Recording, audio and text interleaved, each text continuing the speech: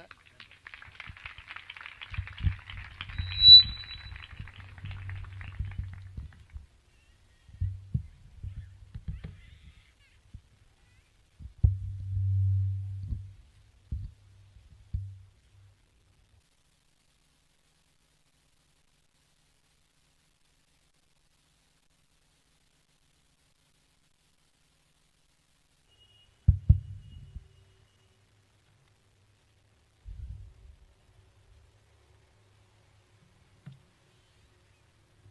ముందుగా స్థానిక దైవజనులకి, ఈ పరిసర ప్రాంతాల్లో సేవను జరిగిస్తున్న ప్రతి సేవకునికి, వాక్యం వినడానికి వచ్చిన మీ అందరికీ క్రీస్తునామమున శుభములు. చిన్న ప్రార్థన చేసుకుందామండి. తమ్ముడు బేస్ తగ్గించు.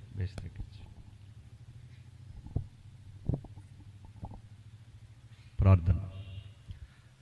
పరలోకమందున మా తండ్రి, ఈ ప్రత్యేకమైన బహిరంగ సభలో వచ్చిన వారెవరూ శ్రోతలుగా మిగిలిపోక, వినబడుతున్నది సాక్షాత్తు సర్వోన్నతుని మాటని గ్రహించి,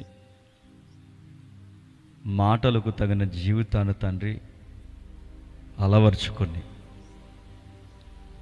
ఎలా అయితే వారి కుటుంబాల్లో, వారి జీవితాల్లో మీ చిత్తం జరగాలని మీరు కోరుకుంటున్నారో, ఆ చిత్తాన్ని తండ్రి ముఖాముఖిగా ఈరోజు మాట్లాడండి. నిలబడని నేను తండ్రి కాలయాపన చేయక, మీ బిడ్డలకు అవసరమైన సంగతులు తండ్రి అందించడానికి నన్ను వాడుకుంటారని అర్థిస్తూ, ఈ సభల వెనక తండ్రి దైవజనులు, తనకు ఏర్పరిచిన తండ్రి యవనస్తులు, విశ్వాసులు, ముఖ్యంగా ఈ సభకు కారణమైన కుటుంబీకులు తండ్రి ఎవరైతే నిలబడ్డారో వారందరిని బట్టి ప్రార్థిస్తున్నాం. వారికి దీవెనకరంగా మలచండి. ఇంకా రక్షణ అనుభవం లేక ఎదురు చూస్తున్న వారు ఎవరైనా ఉంటే, ఈ సభ ద్వారా తండ్రి వారి నూతన ఆత్మగా స్థానిక సంఘంలోనికి తండ్రి వారిని చేర్చండి. తండ్రి ఎవరు సభకు వచ్చిన వారు తండ్రి ఎక్కడెక్కడో వాడు ఆలోచనలో ఉండక, మీ మనస్సును తండ్రి వారు అర్థం చేసుకునే ధన్యత ఇస్తారని కోరుతూ, నన్నును ఇక్కడ ఉన్న వారందరినీ మీ చేతులుగా అప్పగించుకుంటూ క్రీస్తునామని ప్రార్థన సమర్పిస్తున్నాం తండ్రి. ఆమేన్. త్వరగా కొన్ని విలువైన సంగతులు విందాం. నా వాయిస్ చివరి వరకు వినబడుతుందా? నా మాటలు చివరి వరకు వినబడుతున్నాయా? Okay, right. కొంచెం జాగ్రత్తగా విలువైన సంగతులు విందాం. మలాకీ గ్రంథము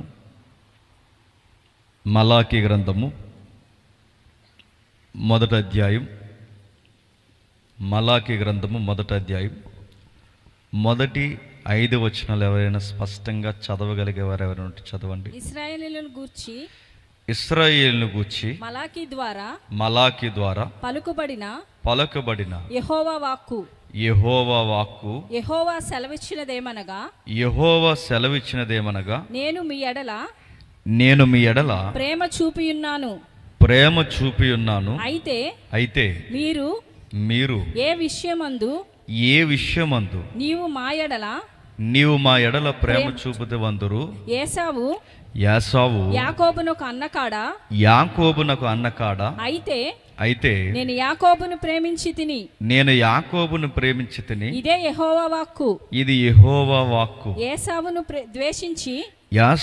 ద్వేషించి అతని పర్వతములను పాడు చేసి అతని స్వాస్యము అరణ్యమందున్న నక్కల పాలు చేసి తిని మనము నాశనమైతిమి. పాడైన మన స్థలములను మరలా కట్టుకొందుము రండని ఎదోమీలు అనుకొందురు. అయితే సైన్యములకు అధిపతియగు యెహోవా సెలవిచ్చినదేమనగా వారు కట్టుకొన్నను నేను వాటిని క్రిందికి పడదోయుదును. లోకులు వారి దేశము భక్తిహీనుల ప్రదేశమనియు వారు యెహోవా నిత్య కోపాగ్నికి పాత్రులనియు పేరు పెట్టుదురు. కన్నులారా దానిని చూసి ఇశ్రాయేలీయుల సరిహద్దులలో యెహోవా బహు గనుడుగా ఉన్నాడని మీరందరూ. ఆగుదాం. నిజాయితీగా ఒప్పుకోండి, చదివింది మనకేమన్నా అర్థమైందా? అబద్ధం ఆడకుండా చెప్పండి. మనకేం అర్థం అవ్వలేదు. రాను రాను క్రైస్తవ సమాజం ఎట్లా తయారవుతుందంటే, ఎందుకు బైబిల్ పట్టుకొని తిరుగుతున్నారో తెలియదు, ఎందుకు సభలకు వస్తున్నారో తెలియదు, సంఘాలకు వెళ్ళి ఆ బైబిల్ని ఒడిలో పెట్టుకుని ఎందుకు కొంతసేపు పట్టుకుంటున్నారో ఎందుకు వస్తున్నారో కూడా తెలియదు. ఒకప్పుడు క్రైస్తవ సంఘాలు ఎలా ఉండేవంటే, బోధకుడు చెబుతున్నప్పుడు ఒక పుస్తకం మీద రాసుకునేవారు, బోధకుడు చెబుతున్నప్పుడు ఒక పెన్నో పెన్సిలో తీసుకొని అండర్లైన్ చేసుకుని అర్థం కాకపోతే అడిగేవారు. ఇప్పుడు ఎక్కడ లేని గొడవ చెప్పినా ఎప్పుడు వదిలేస్తారా అని చూస్తున్నారు. కానీ గమనించండి, రాను రాను వాక్యాన్ని ఫాలో అయ్యే బిలీవర్స్ తక్కువైపోయారు. కొత్త కొత్త ట్రెండ్లు వస్తున్నాయండి క్రిస్టియానిటీలోనికి. నేను ఇందాక గమనించాను, ప్రతి దిక్కున గమనిస్తున్నాను. మిమ్మల్ని ప్రేమించి మేలు కోరి చెప్తున్నాను, మీరు కూడా తప్పు చేయకూడదని నేను ఆశపడుతున్నాను. ఆరాధన చెయ్యండి, కానీ ఆ ఆరాధన చేస్తున్నప్పుడు బైబిల్ కింద పెట్టి మీరు పైన నిలబడకండి. అలాంటి ఆరాధన చేస్తే మళ్ళీ చెప్తున్నాను, మీకు మాస్గా గుర్తుండాలని మీ డొక్క తీసి ఎండగడతాడు దేవుడు. మీరు ఆరాధన చేయకపోయినా పర్లేదు, ఒరిగేదేమీ లేదు. మీరు ఆరాధన చేయకపోయినా పర్లేదు, పరలోకం పడదు. కానీ ఆయన చిత్తానికి కేంద్ర బిందువైన బైబిల్ మీరు ఎక్కడ పడితే అక్కడ పెట్టేసి నిలబడి అలాగో చప్పట్లు ఎలాగో చప్పట్లు బైబిల్ మించి నువ్వు అటు ఇటు డ్యాన్స్ చేస్తే కాలు రెండు ఎర్రగొట్టు కూర్చోబెడతాడు. కాబట్టి బైబిల్ని ఆనర్ చేయాలి, బైబిల్ని గౌరవించాలి. బైబిల్ని గౌరవించలేనప్పుడు మన దేవుడేంటో మనకు అర్థం కాడు. మన దేవుడేంటో మనకు అర్థం కాకపోతే మన ఆరాధన అర్థవంతంగా ఉండదు. మన ఆరాధన అర్థవంతంగా లేనప్పుడు మనం ఏం చేస్తాం, మన భక్తి ఏంటో మనకు తెలియదు. అందుకే బైబిల్ చదువుతున్నప్పుడు అర్థం చేసుకుంటూ చదవాలి. కాకపోతే అర్థం చేసుకునే భక్తులు తక్కువైపోయారు. మరి ఎలా క్రైస్తవ్యం నడుస్తుందంటే, ట్రెండ్లీ క్రిస్టియానిటీ వచ్చింది. ఎలా వచ్చిందంటే, బైబిల్ని చదివేవాళ్ళు లేరు. క్రమానుగతంగా మొబైల్లో డైలీ వర్సెస్ వస్తున్నాయి ఈ మధ్య, చూసారా? అంటే డైలీ వాట్సాప్కి ఒక మెసేజ్ వస్తుంది అనమాట. దాన్ని చూసేసి ఏదో బైబిల్ చదివేసినంత ఫీలింగు, ఏదో ఎవరెస్ట్ ఎక్కి దిగినంత ఫీలింగ్. కొంతమంది బ్యాచ్ ఉంటారు, ఎంత బద్ధకమో, ఇడ్లీలు తినడానికి ఎంత టైం ఉంటుందో, దోశలు తినడానికి ఎంత టైం ఉంటుందో, ఎంత టైం ఉంటుంది. మార్నింగ్ ఆఫీస్కి వెళ్తున్నప్పుడు, స్కూల్కి పోతున్నప్పుడు, కాలేజీకి పోతున్నప్పుడు, పనికి పోతున్నప్పుడు ఎక్కడ చదువుతావయ్యా వాక్యం అంటే క్యాలెండర్ మీద ఏలెట్టి చదివాడట. నేను అడుగుతాను, ఈ క్యాలెండర్ల మీద వాక్యాలు వేసేవాళ్ళు ఒక పక్క మంచిగా చేస్తున్నారు, మరో పక్క చెప్పండి క్రైస్తవులు ఎలాంటి వాళ్ళని బద్దకస్తుని చేస్తున్నారు.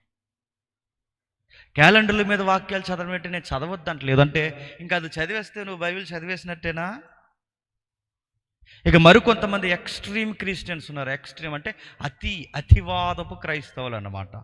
వీళ్ళు ఏం చేస్తారంటే, ఎప్పుడు చర్చిలో కనబడరు, 31st నైట్కి వస్తాం. ఎందుకు? ఏడాదంతా అడ్డగోలుగా తిరిగినా నీ రెక్కల చాటున మమ్మల్ని బలముగా నువ్వు కాపాడో, మళ్ళీ మమ్మల్ని నూతన సంవత్సరంలో బలంగా కాపాడుతామనడానికి మాకు ఏదన్నా ఏమిస్తావంటే ఒక ఆధారం ఇవ్వు. ఆ ఆధారం ఏంటంటే ఒక లైసెన్స్ బిల్ కావాలి. ఆ లైసెన్స్ బిల్ పేరు చెప్పండి వాగ్దానం కార్డు. నేను వాగ్దానం కార్డులకు వ్యతిరేకం కాదండోయ్, నేను వాగ్దానం కార్డులు తీసుకొద్దని అనడం లేదండోయ్, కానీ వాగ్దానం కార్డులతో ఆగిపోవద్దంటున్నాను. వాగ్దానం కార్డు తీసుకోండి, కానీ ఆ వాగ్దానం కార్డు ఏడాదంతా చూసుకుని మురిసిపోతే తగునా? బైబిల్ 66 పుస్తకాలు ఉంటే అందులోంచి టకాలమని ఒక వచనం పీకి ఆ వచనం ఇంకా నాకేది, ఇక నాకు సంబంధించి అనుకుంటే అది సందర్భమా? Text follow అవుతున్నావా? దేవుడు వాక్యంలోంచి మాట్లాడతాడు, ఆ వాక్యాన్ని నువ్వు చదవకపోతే ఎలా మాట్లాడతాడు? ఏడాదికి ఒక్కసారి వచ్చి ఒక వాగ్దానం కార్డు తీసుకుని ఇక ఇదే నాకు ఏడాది కంటే మరి 66 పుస్తకాల సంగతి ఏంటి? చదవాలి కదా దాన్ని. ఎలా పడితే అలా ఒక సందర్భంలోంచి వాక్యాన్ని పీకేస్తే దానికి ఒక అధ్యాయం ఉంది, దానికి కొన్ని వచనాలు ఉన్నాయి, ఆ వచనాల వెనకాల ఒక పుస్తకం ఉంది, ఆ పుస్తకానికి ఒక పేరు ఉంది, అక్కడ ఒక రచయిత ఉన్నాడు, ఆ రచయిత వెనకాల కొంత వ్యక్తుల పాత్రలు ఉన్నాయి, ఇంత కథ నడిచింది. అందులో సందర్భం అంతా వదిలేసి ఆ సందర్భాన్ని పక్కకు దోచి ఒక రెఫరెన్స్ పక్క తీసేసి ఇది నా కోసమే అంటే నిన్నేమనాలి? గ్లామర్ తెలుసా? సందర్భాలు తెలుసా? తెలియకుండా దాన్ని బయటికి లాగేసి అడ్డగోలుగా వాడేస్తే దేవుడు ఏమన్నా తెలుసా?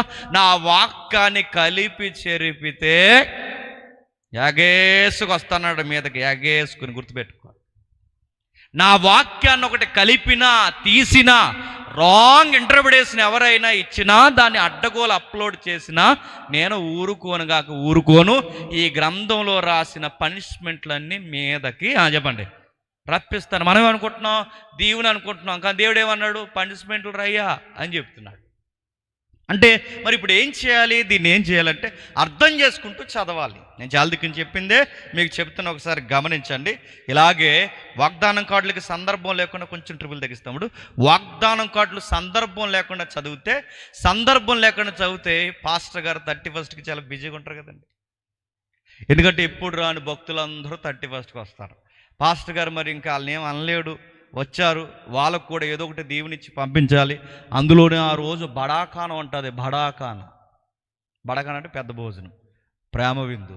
ఆ టైంలో ప్రేమ విందుకి పాస్టర్ గారికి సహకరించిన వాళ్ళు ఉంటారు. ఆయన మార్కెటింగ్ పోవాలి, అన్నీ తెచ్చుకోవాలి, భక్తులందరికీ ఏడాదిలో ఒక చక్కటి శుభవచనాలు చెప్పి వాళ్ళకు ప్రేమ విందు పెట్టాలి. ఈ లోపల అన్ని పనులు చూసుకోలేక పాస్టర్ గారు ఏం చేశారంటే వాగ్దానం కార్డులు జాగ్రత్త అని ఒక కుర్రోడుకి అప్పగించాడు. ఆ కుర్రోడు కుదురులేనోడు. ఆడేం చేశాడు? కంగారుగా అడవుడిగా తిరుగుతారు. కొంతమంది చర్చిలో చూసారా, వాళ్ళ చేతుల్లో బైబిల్ ఉంటుంది కానీ కంగారు మాత్రం ఉంటుంది. అక్కడ తమ్ముళ్ళు ఎవరు ఉంటే మీకోసం చెప్తున్నాను, కొంచెం జాగ్రత్త. అలా ఇలా తిరిగితే పాస్టర్ గారు, రే నువ్వు జాగ్రత్తగా సాయంత్రం వచ్చినప్పుడు ఈ వాగ్దానం కొట్టు, ఇదిగో ఇవన్నీ ఆడోళ్ళవి, ఇవన్నీ మగాళ్ళవి, నాకు సాయంత్రం జాగ్రత్తగా అప్పగించడం, అందరికి ఇవ్వాలి వాగ్దానం కార్డులు అని చెప్పి పాస్టర్ గారు మంచిగా ఆయన చెప్పేసి వెళ్ళిపోయాడు. ఆ తర్వాత తిరిగి వచ్చిన తర్వాత ఈ కంగారోడు కదండి కలిపేశాడు. ఈ ముక్క పాస్టర్ గారు చెప్తే చీ అంటాడని చెప్పలేదు, దాసేశాడు. పాస్టర్ గారు తెలియదు పాపం, ఎవరి కార్డులు ఆలయ అనుకుని ఇచ్చేస్తున్నాడు లైన్గా, మొగోలు ఆడవాళ్ళు. కానీ ఆలయాలే కలిసిపోయిన సంగతి పాస్టర్ గారికి తెలియదు. అందులో ఒకటికి వాగ్దానం కార్డు వచ్చింది. ఆ కార్డులు ఇలా ఉంది, ఏమని తెలుసా? వచ్చే ఏడాదికి నువ్వు గర్భవతి అవుతావు అని ఉంది. అవుతాడాడు? చస్తాడు ఏదో అవుతాడా? నేను అడుగుతున్నాను, వచ్చే ఏడాది కాడు పెళ్ళిగానోడు గర్భవతి అవుతావంటే ఆడు ఎలా అవుతాడు? మరి ఎలా ఆ వాక్యాన్ని చూడాలంటే ఆ వాక్యం ఎక్కడిది? ఆది కాండంలోనిది. ఆ మాట ఎవరు చెప్తున్నారు? యెహోవా చెప్తున్నాడు. ఎవరికి చెప్తున్నాడు? అబ్రహాముకి చెప్తున్నాడు. ఆ మాట ఎవరికి అప్లై అవుతుంది? శారమ్మకి అప్లై అవుతుంది. అంటే దీన్నే టెక్స్ట్ అంటారు, దాన్నే సందర్భం అంటారు. అంటే ఒక వచనాన్ని అర్థం చేసుకుంటూ చదవాలి. ఎవరి కొరకు, ఎందుకు, ఏ విషయాన్ని మాట్లాడుతాడు, ఈ రెఫరెన్స్ మనం ఉపయోగించుకోవచ్చా, ఉపయోగించకూడదా? మరి పాస్టర్ గారు ఆ రెఫరెన్స్ ఎందుకు పెట్టాడు? ఎవరికో కొత్తగా పెళ్ళిళ్ళకి ఇద్దాం అనుకున్నారు, ఈ కంగారోడు కలిపేశాడు. ఆ విషయాలు తెలియదు. అందుకే సందర్భానుసారంగా వాక్యాన్ని చదవాలి. ఏ రిఫరెన్స్ దేవుడు మనతో మాట్లాడుతాడో తెలియాలి. మరొక ఉదాహరణ చెప్తాను వినండి. చాలామంది పాస్టర్ గారి దగ్గరికి, దైవజనుల దగ్గరికి, ఇలా సభలకు వచ్చిన సేవకుల దగ్గరకు వచ్చి, అయ్యా దేవుడు నా పట్ల చిత్తం ఏమై ఉందో ఎట్లా చెబుతాడు? దేవుడు నాతో మాట్లాడతాడా? దేవుడు నాతో ఆయన చిత్తం ఎలా చెప్తాడు అంటే అడుగుతున్నాను, ఎలా చెప్తాడు? యోర్దాను నది మీదకి మేఘం విడిపోయినట్టు, ఇదిగో ఈ ప్రియ కుమారుడి యందు నేను ఆనందించుచున్నాను, కుమారుడా హైవే పక్కగా ఎల్లకెలా రా అని చెప్తాడు అనుకుంటున్నావా? ఆ ట్రాన్సే వద్దు మళ్ళీ అంటున్నాను నేను. లేదా బీరువా వారి నుంచి మెల్లని స్వరం నీకు వినబడుతుంది అనుకుంటున్నావా? దేవుడు నాకు ఏం చెప్తున్నాడు? నా వివాహం కోసం ఏం చెప్తున్నాడు? నా వ్యాపారం కోసం ఏం చెప్తున్నాడు? నా వ్యక్తిగత కుటుంబం కొరకు ఏం చెప్తున్నాడు? నా యంగ్ లైఫ్ కొరకు ఏం చెప్తున్నాడు? నా మిడిల్ ఏజ్ కోసం ఏం చెప్తున్నాడు? నా మరణాన్ని గురించి ఏం చెప్తున్నాడు? ఒక్కొక్కరు ఒక్కొక్కలాగా అడుగుతారు. దీని గురించి దేవుడు ఎలా చెబుతాడు? ఆయన మాట్లాడాలనుకుంటాడు, కానీ ఆయన ఎలా మాట్లాడుతున్నాడో మనకు తెలియకపోతే మనం ఎలా వినగలుగుతాం? ఆయన ఎలా మాట్లాడతాడు? నాకు తెలిసిన బైబిల్ అనుభవంలో నాకు తెలిసి నేను 18 సంవత్సరాల సేవా జీవితం, 19వ సంవత్సరంలో నడుస్తున్నాను. 18 సంవత్సరాలు దాటి 19వ సంవత్సరం నాకు అర్థమైన బైబిల్ వెలుగు చెప్తున్నాను. దేవుడు ఎలా మాట్లాడతాడు? 26 పుస్తకాల్లోంచి మాట్లాడతాడు. దీన్ని చదివితే మాట్లాడతాడు. ఈ పుస్తకాన్ని, ఈ గ్రంథాన్ని చదివితే మాట్లాడతాడు. అంటే నువ్వు వివాహం ఎలా చేసుకోవాలో చెబుతాడు, నువ్వు ఎలాంటి వ్యాపారం చేయాలో చెబుతాడు, ఎలాంటి వ్యక్తులతో స్నేహం చేయాలో చెబుతాడు.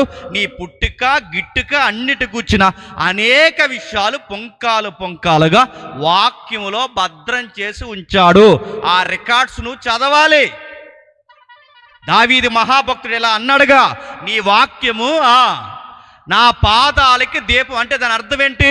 ఒక చీకట్లో నడుస్తున్న వాడికి ఆ ఎదరు గొయ్యుందో, నుయ్యుందో, ప్రమాదముందో, వాడికి పొదుందో, పాముందో తెలియాలంటే ఆ చీకట్లో నడుస్తున్న వాడి చేతిలో ఏముండాలి చెప్పండి? టార్చ్ ఉండాలి. వాడి చేతిలో టార్చ్ లైట్ ఉంటే వాడు ఎదురుగా గొయ్యుందో నుయ్యుందో తెలుస్తుంది. ఆ వెలుగును బట్టి ఆడు నడుస్తాడు. ఈ లోకమే ఒక చీకటి పాప ప్రపంచం అయితే ఇందులో నువ్వు ఎలా నడవాలో, ఎలా మాట్లాడాలో, ఎలా జీవించాలో నీకు ఒకే ఒక్క రూట్ మ్యాప్, నీ లైఫ్లో ఉన్న ఒకే ఒక్క టార్చ్, వర్డ్ ఆఫ్ గాడ్, దేవుని వాక్యం. అది నీకు తెలియాలి. 26 పుస్తకాలు తెలియకుండా నాతో ఎలా మాట్లాడతాడు? ఎలా మాట్లాడతాడు వాక్యంలో నుంచి. అందుకే 66 పుస్తకాలు చదవాలని అడుగుతున్నాను. మళ్ళీ చెప్తున్నాను, బైబిల్ని చదవండి. అందుకే చదవాలనే చెప్పే నా చేతుల్లో బైబిల్ పెట్టాడు, వినే మీ చేతుల్లో బైబిల్ పెట్టాడు. ఎందుకు? చెప్పే నన్ను ఒళ్ళు దగ్గరెట్టుకుని చెప్పమన్నాడు. నెక్స్ట్ మాట చెప్పండి. అది ఏం చెబుతున్నానో చెప్పండి. ఏం చెబుతున్నానో మీరు చూస్తూ వినాలి. ఏం చెబుతున్నా? ఇప్పుడు ఒక సందర్భానికి అదుపాం. ఏంటి? ఈ పుస్తకం పేరు మలాకి. ఏం పేరు? మలాకి. మలాకి అంటే మెసెంజర్ అని అర్థం. ప్రతిదానికి సందర్భం ఉంటుంది, గమనించండి. మలాకి అంటే మెసెంజర్. ఎప్పుడు గ్రంథం ఇది? సుమారు క్రీస్తు పూర్వం, సుమారు అంటే ఇక్కడ నుండి క్రీస్తు పూర్వం 3000 సంవత్సరాల చరిత్ర. ఎక్కడి నుండి? ఒకవేళ క్రీస్తు పూర్వం ఎంత అంటే 500 చిల్లర డౌన్ అయితే సుమారు అధికారికంగా 430 లేదా 433 నుండి 333 మధ్యస్థంలో రాయబడిన కాల చరిత్ర మలాకి గ్రంథం. ఎందుకు ఇవన్నీ చెప్పాలి? ఈ మధ్యకాలంలో ఎందుకు చెప్పాల్సి వస్తుందంటే ఈ మధ్య బైబిలే తప్పనే పోటుగాళ్ళు ఎక్కువైపోయారు. మాట్లాడితే దానికి ఎవిడెన్స్ లేదు, మాట్లాడితే దీనికి ఎవిడెన్స్ లేదు, మాట్లాడితే దానికి సాక్ష్యం లేదు. నీ బొంద. నువ్వు నమ్మిన దానికి ఉందా? మనం గనక ప్రశ్నించ మొదలు పెడితే వీళ్ళు తట్టుకోగలరా? బైబిల్కి పొంకాల సాక్ష్యాలు ఉన్నాయి. అలెగ్జాండర్కి లేని సాక్ష్యం అని చెప్తున్నాను. హిస్టరీలో అలెగ్జాండర్కి లేని పుస్తకాల సాక్ష్యం, ఆయనకన్నా ఎక్కువ సాక్ష్యం ఈ గ్రంథానికి ఉన్నాయి. నువ్వు నమ్ముతున్న నెపోలియన్ బోనపార్టీ, నెపోలియన్కి లేని సాక్ష్యాల కన్నా గొప్ప సాక్ష్యాలు ఈ గ్రంథానికి ఉన్నాయి. ఎన్నో చరిత్రలు ఉన్నాయి. ఇందులో రాయబడిన రాజుల చరిత్ర బయట చరిత్రలో ఉంది. ఇందులో రాయబడిన మెట్టల గుట్టల చరిత్ర బయట భౌగోళిక సాక్ష్యాలు ఉన్నాయి. ఇందులో ఉన్న సముద్రాలు ఇప్పటికీ బయట ఉన్నాయి. ఎందుకు ఈ భాషా పదాలు నేను ఉపయోగిస్తున్నానంటే దీన్నే కోర్టులో వాదించే కోర్ట్ ఆర్గ్యుమెంట్ అంటారు. అంటే ఒక గ్రంథం నిజమా అబద్ధమా తెలుసుకోవాలి అంటే చరిత్ర చూస్తారు, భౌగోళిక సాక్ష్యాలు చూస్తారు, అందులో రాయబడిన వ్యక్తులు బయట నిజంగా ఉన్నారో లేదో చెక్ చేస్తారు. ఇవన్నీ నిజాలు అయితే ఈ గ్రంథం వెనకాలన్న దేవుడు కూడా చెప్పండి నిజం నిజం నిజం. అలాంటి నిజ దేవుని గురించి మాట్లాడుకున్నప్పుడు ఎవిడెన్స్ ఉంది. అనగనగా లేదు, అనగనగా మలాకి కాదు, మలాకి హిస్టరీలో ఉన్నాడు. మన పెద్దమ్మలు మన కథలు చెప్తారు. ఏమని? అనగనగా ఒక రాజు, ఆ రాజుకు 7 కొడుకులు, ఆ 7 కొడుకులు ఏటకెళ్ళారు. ఆ ఏటకెళ్ళోళ్ళు 7 చేపలు పట్టారు. ఆ 7 చేపలు తెచ్చి ఎండబెట్టారు. అందులో ఒకటి ఎండలేదు. ఈసారి మీ పెద్దమ్మల నాన్నమ్మల కథ చెప్తే ఇలా అడగండి, ఏమంటారు సరదాగా అడగండి. అనగనగా దేశం అంటున్నా కదే, అనగనగా దేశం అనగానే మ్యాప్లో ఆ దేశం పేరు ఏంటి అని అడుగు మీ అమ్మమ్మని. తెచ్చు, దేశానికి పేర్లు ఉండవు రా కథలో అంట. కథలో దేశానికి పేర్లు ఉండవు, అనగనగా అంతే. అనగనగా రాజు అన్నావుగా, రాజు పేరేంటని అడుగు. అది కథ కాబట్టి రాజుకి పేర్లుండవు. ఇది కథ కాదు. అందుకే దేశం పేర్లుంటాయి, వ్యక్తుల పేర్లుంటాయి, రాజుల చరిత్ర ఉంటుంది. కథలో లాజిక్ ఉండదు. కథలో లాజిక్లు ఉండవు. కథలో లాజిక్ లేనిదేడు చెప్పిన, అసలు 7 కొడుకులు ఏటకెళ్తే వెళ్ళారు. పోనీ ఆ ఏట ఏమైనా జింకలు కొట్టడానికా? నవ్వాలో ఏడాలో తెలియదు, చెప్పండి. ఆ 7 కొడుకులు ఏటకెళ్ళింది దేనికట చెప్పాలి? చేపలు పడ్డానికి. మరీ విట్టోరంగా చెప్పను. వెళ్తే వెళ్ళారు. ఎన్ని చేపలు పడ్డాయి? నేను మరీ విట్టోరం 7 పడ్డాయట. అంటే ఒకటే ఆ 7 పడ్డాట. ఆ 7 తెచ్చి ఎండబెడితే అందులో ఒకటి అందట. ఎందుకు ఎండలేదే చేప అని అడిగితే అందట, నా గడ్డి మోపు. నీకు అంత ఫీలింగ్ ఉన్నప్పుడు పక్కెళ్ళచ్చు కదండి. ఇది లాజిక్లు అడగండి మీ అమ్మమ్మని, లాజిక్ నాని మీ నాన్నమ్మని అడుగుతున్నాను. పట్టిన చేప చచ్చిన చేప మాట్లాడుతుందా? దీన్ని లాజిక్ ఉంటుంది. కానీ బైబిల్ మళ్ళీ చెప్తున్నాను, నువ్వు ఏ లాజిక్ అయినా అడుగు, రీజనబుల్ లాజిక్ ఆన్సర్ బైబిల్కి ఉంది. అలాంటి చరిత్ర. అందుకే నేను కాలాలు చెబుతున్నాను, సంవత్సరం చెబుతున్నాను, వ్యక్తి యొక్క పేరు అర్థం కూడా చెప్తున్నాను. మలాకి అంటే మెసెంజర్. మెసెంజర్ బైబిల్లో ఉన్న ఏ వ్యక్తులకి, బైబిల్లో ఉన్న ఎబ్రీ లేదా కల్దీల చరిత్ర లేదా ఇశ్రాయేల్ చరిత్ర ఏ వ్యక్తి పేర్లైనా మీరు అడగండి, వాళ్ళ పేర్లకి అర్థాలు ఉంటాయి. వాళ్ళ అర్థాలకి సందర్భాలకి సంబంధం ఉంటుంది. మన పేర్లకి అర్థాలు వేరు, మనం చేసే పనులు వేరు. మన పేర్లు ఏంటి? పాస్టర్ గారిని తినేస్తారు ఈ మధ్య. మా అబ్బాయికి పేరు ఎట్టండి. ఏ పేరు ఎట్టాలంటే ఏదో ఒక బైబిల్ పేరు ఎట్టండి అనరు. కలిసిరే కట్టండి అన్నారట. ఎందుకంటే వాళ్ళ తాత పేరు అప్పారావు. ఇప్పుడు అప్పారావుని బైబిల్ ఏదోలా కలిపి పేరు ఎట్టాలి. పోనీ బైబిల్ పేర్లు ఎడితే ఆ పేరుకు తగ్గట్టేను బతుకుతున్నారా? లేదు. అబ్రహాం అని పేరు ఎడతాడు. అబ్రహాం గారు బ్యాందీ తాగేస్తారు. ఏటో మరి అబ్రహాం గారు బ్యాందీ తాగేస్తారు, మోసే గారు సారా తాగేస్తారు. పచ్చి బూతులు మాట్లాడుతుంది శారమ్మ. ఇంకెవరైనా అడగండి. నేను అడుగుతున్న వాళ్ళ పేర్లు అర్థాలు మార్చేసిన బతుకులు. అందుకే మన పేర్లు వేరు, మన తీరులు వేరు. కానీ బైబిల్లో పేరుకు తగ్గ తీరుందాలకి, పేరుకు తగ్గ అర్థాలు ఉన్నాయి. మలాకి మెసెంజర్. ఏం మెసెంజర్? Haven messenger. హెవెన్ మలాకి అంటే ఈయన పరలోకపు వర్తమానికుడు, సైన్యములకు అధిపతి యెహోవా సెలవిచ్చినదేమనగా మెసెంజర్. ఏ మెసెంజర్? ఈ ప్రపంచానికి దేవుని తరపున రిప్రజెంట్గా వచ్చిన చిట్ట చివరి మెసెంజర్. ఆది కాండం నుంచి మలాకి వరకు క్రమానుగతంగా బైబిల్ క్రమం రాయబడితే ఆ చిట్ట చివరి క్రమానుగతమైన క్రమంలో రాయబడిన చిట్ట చివరి మెసెంజర్. ఆ మెసెంజర్ తర్వాత సుమారు 400 సంవత్సరాలు దేవుడు ప్రపంచంతో మాట్లాడడం మానేశాడు. ఆయన చిట్ట చివరి మెసేజ్ చెప్పాడు. ఎవరికి చెప్తున్నాడు? స్థానికంగా ఇశ్రాయేలీలు చెప్తున్నాడు. ఇశ్రాయేలుకి ఎందుకు చెప్తున్నాడు? ఈ దేవుడు ఇశ్రాయేలుకే దేవుడు కాదు, ప్రపంచానికి దేవుడు. మరి ఇశ్రాయేలుతో పర్సనల్ కాంటాక్ట్ ఎందుకు పెట్టుకున్నాడు? ఇశ్రాయేలు ద్వారా చెప్పండి ప్రపంచంతో మాట్లాడాలనుకున్నాడు. ఈ జాగ్రఫీ తెలియని వాళ్ళు ఏమంటున్నారంటే, ఈ దేవుడు ఇశ్రాయేలు దేవుడు, ఈ దేవుడు విదేశీయుల దేవుడు, ఈ దేవుడు సిమ్ కార్డ్ అక్కడంటే ఆ సిమ్ కార్డ్ అక్కడే నడుతున్నాను. ఈ ఎగ్జాంపుల్ బాగావండి అనడానికి.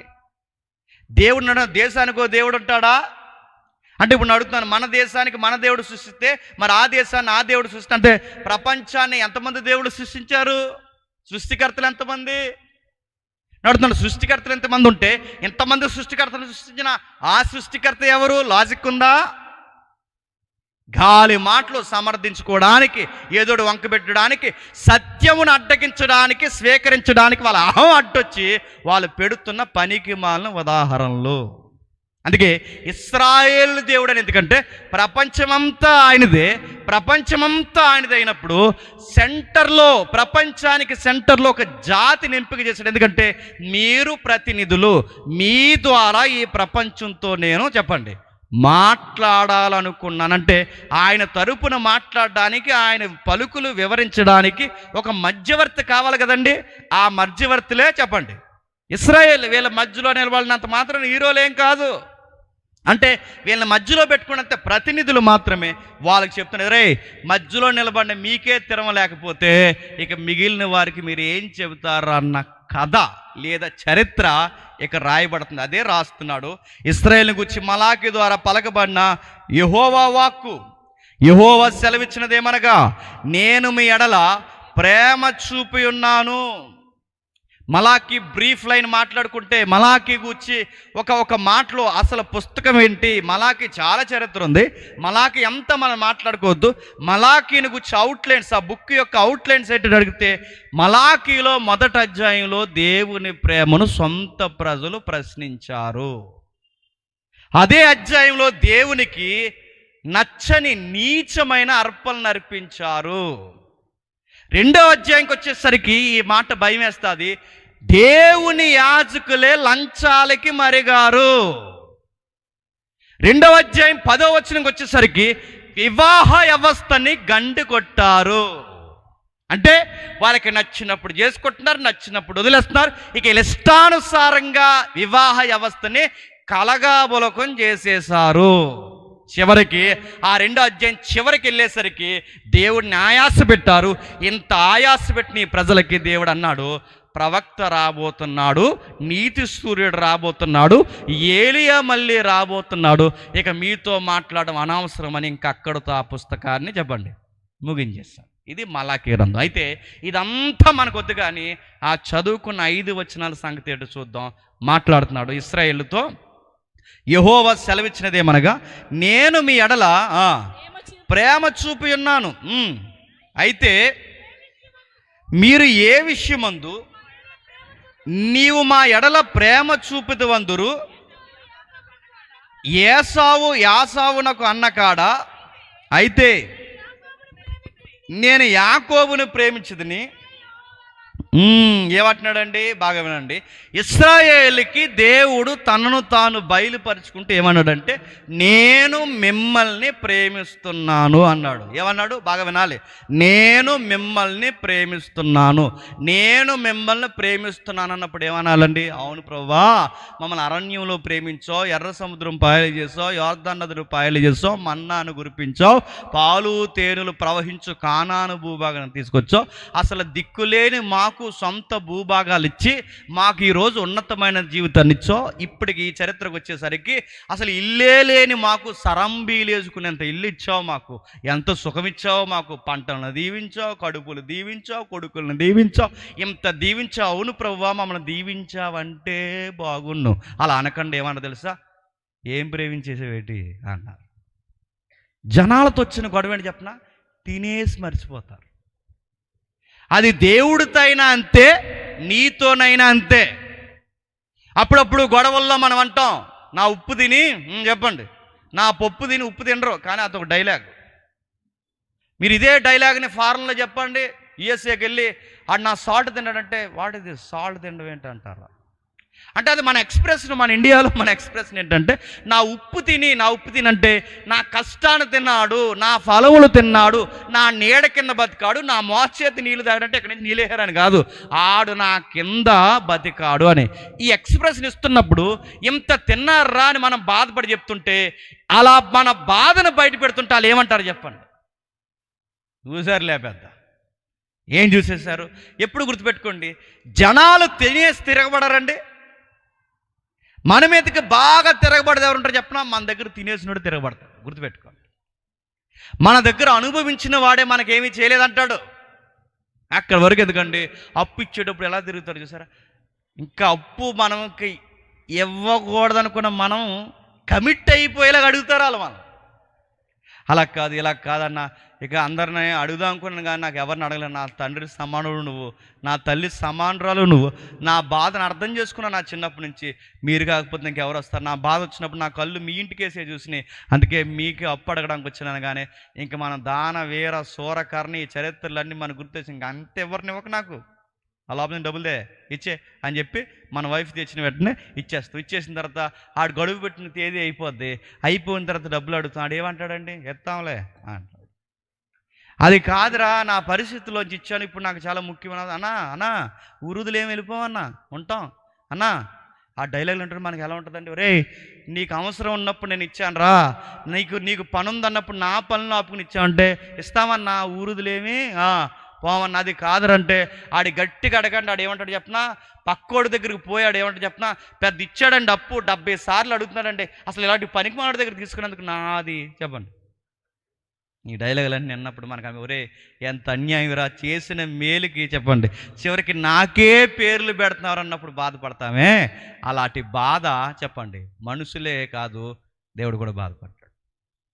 మీకు మేలు చేశానురా, నేను మిమ్మల్ని ప్రేమిస్తున్నాను రా, మీ ఎడల ప్రేమ చూపానురా అంటే వాళ్ళకి చెప్పాలి దేవుడు.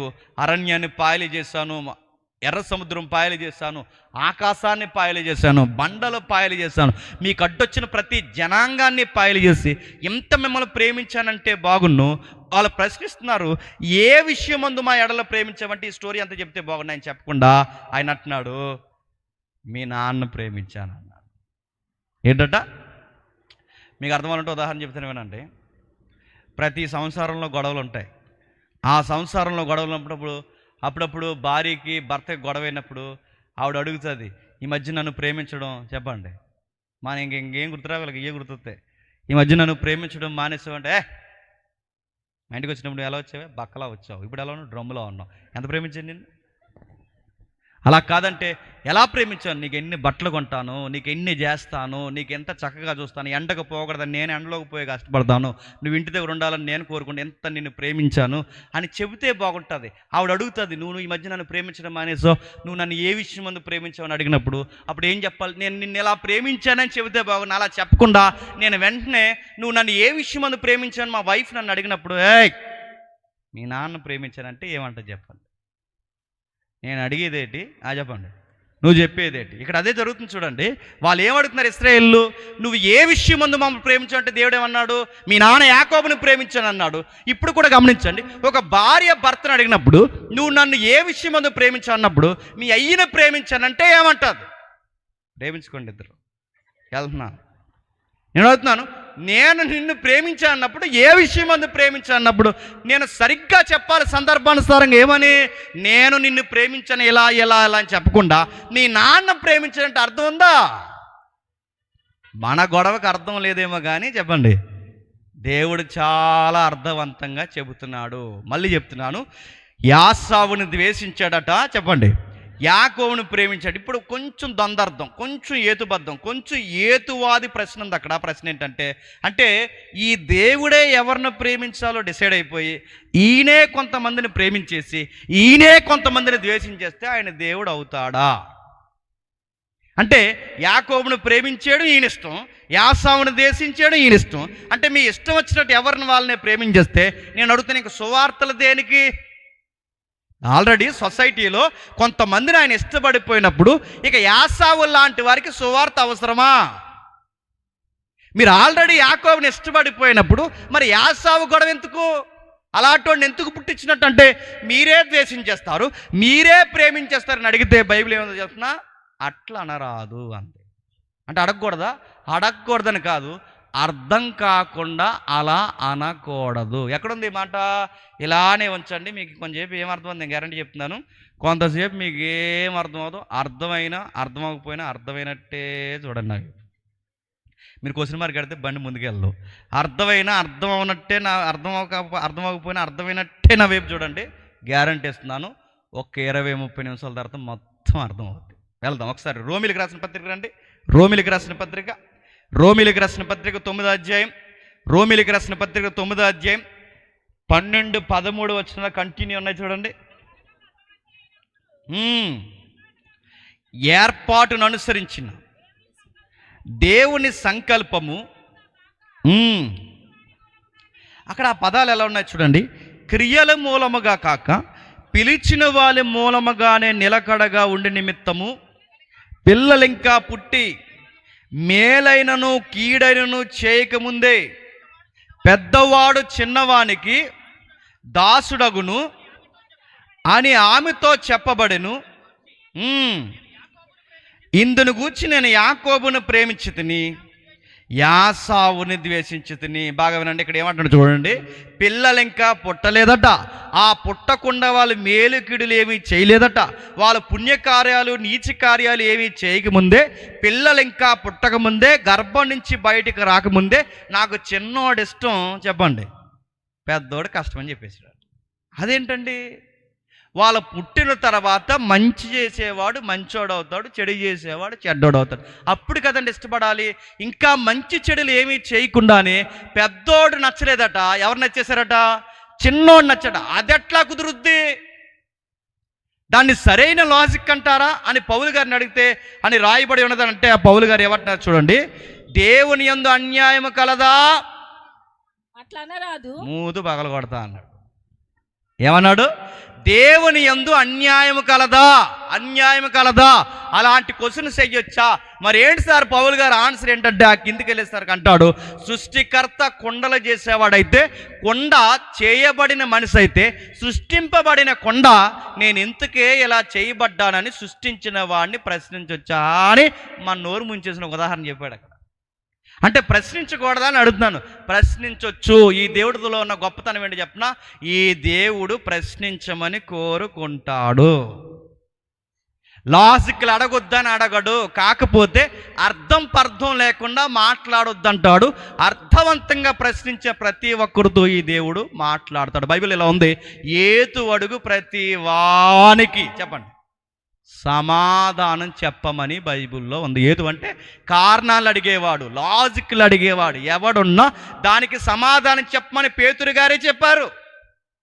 ఇప్పుడు మనకు ప్రశ్న వచ్చింది. ఈ ప్రశ్న ఏంటంటే, పెద్దోడిని ఎందుకు పక్కనెట్టినట్టు, చిన్నోడిని ఎందుకు పక్కనెట్టు అంటే, ఇది ఒక ఉమ్మడి కుటుంబం. బాగా వినాలి. ఈ ప్రశ్న తగాలి అంటే ఆ కుటుంబ నేపథ్యం తెలియాలి. దాన్నే మళ్ళీ మళ్ళీ చెప్తున్నాను, మీరు గుర్తుపెట్టుకోండి.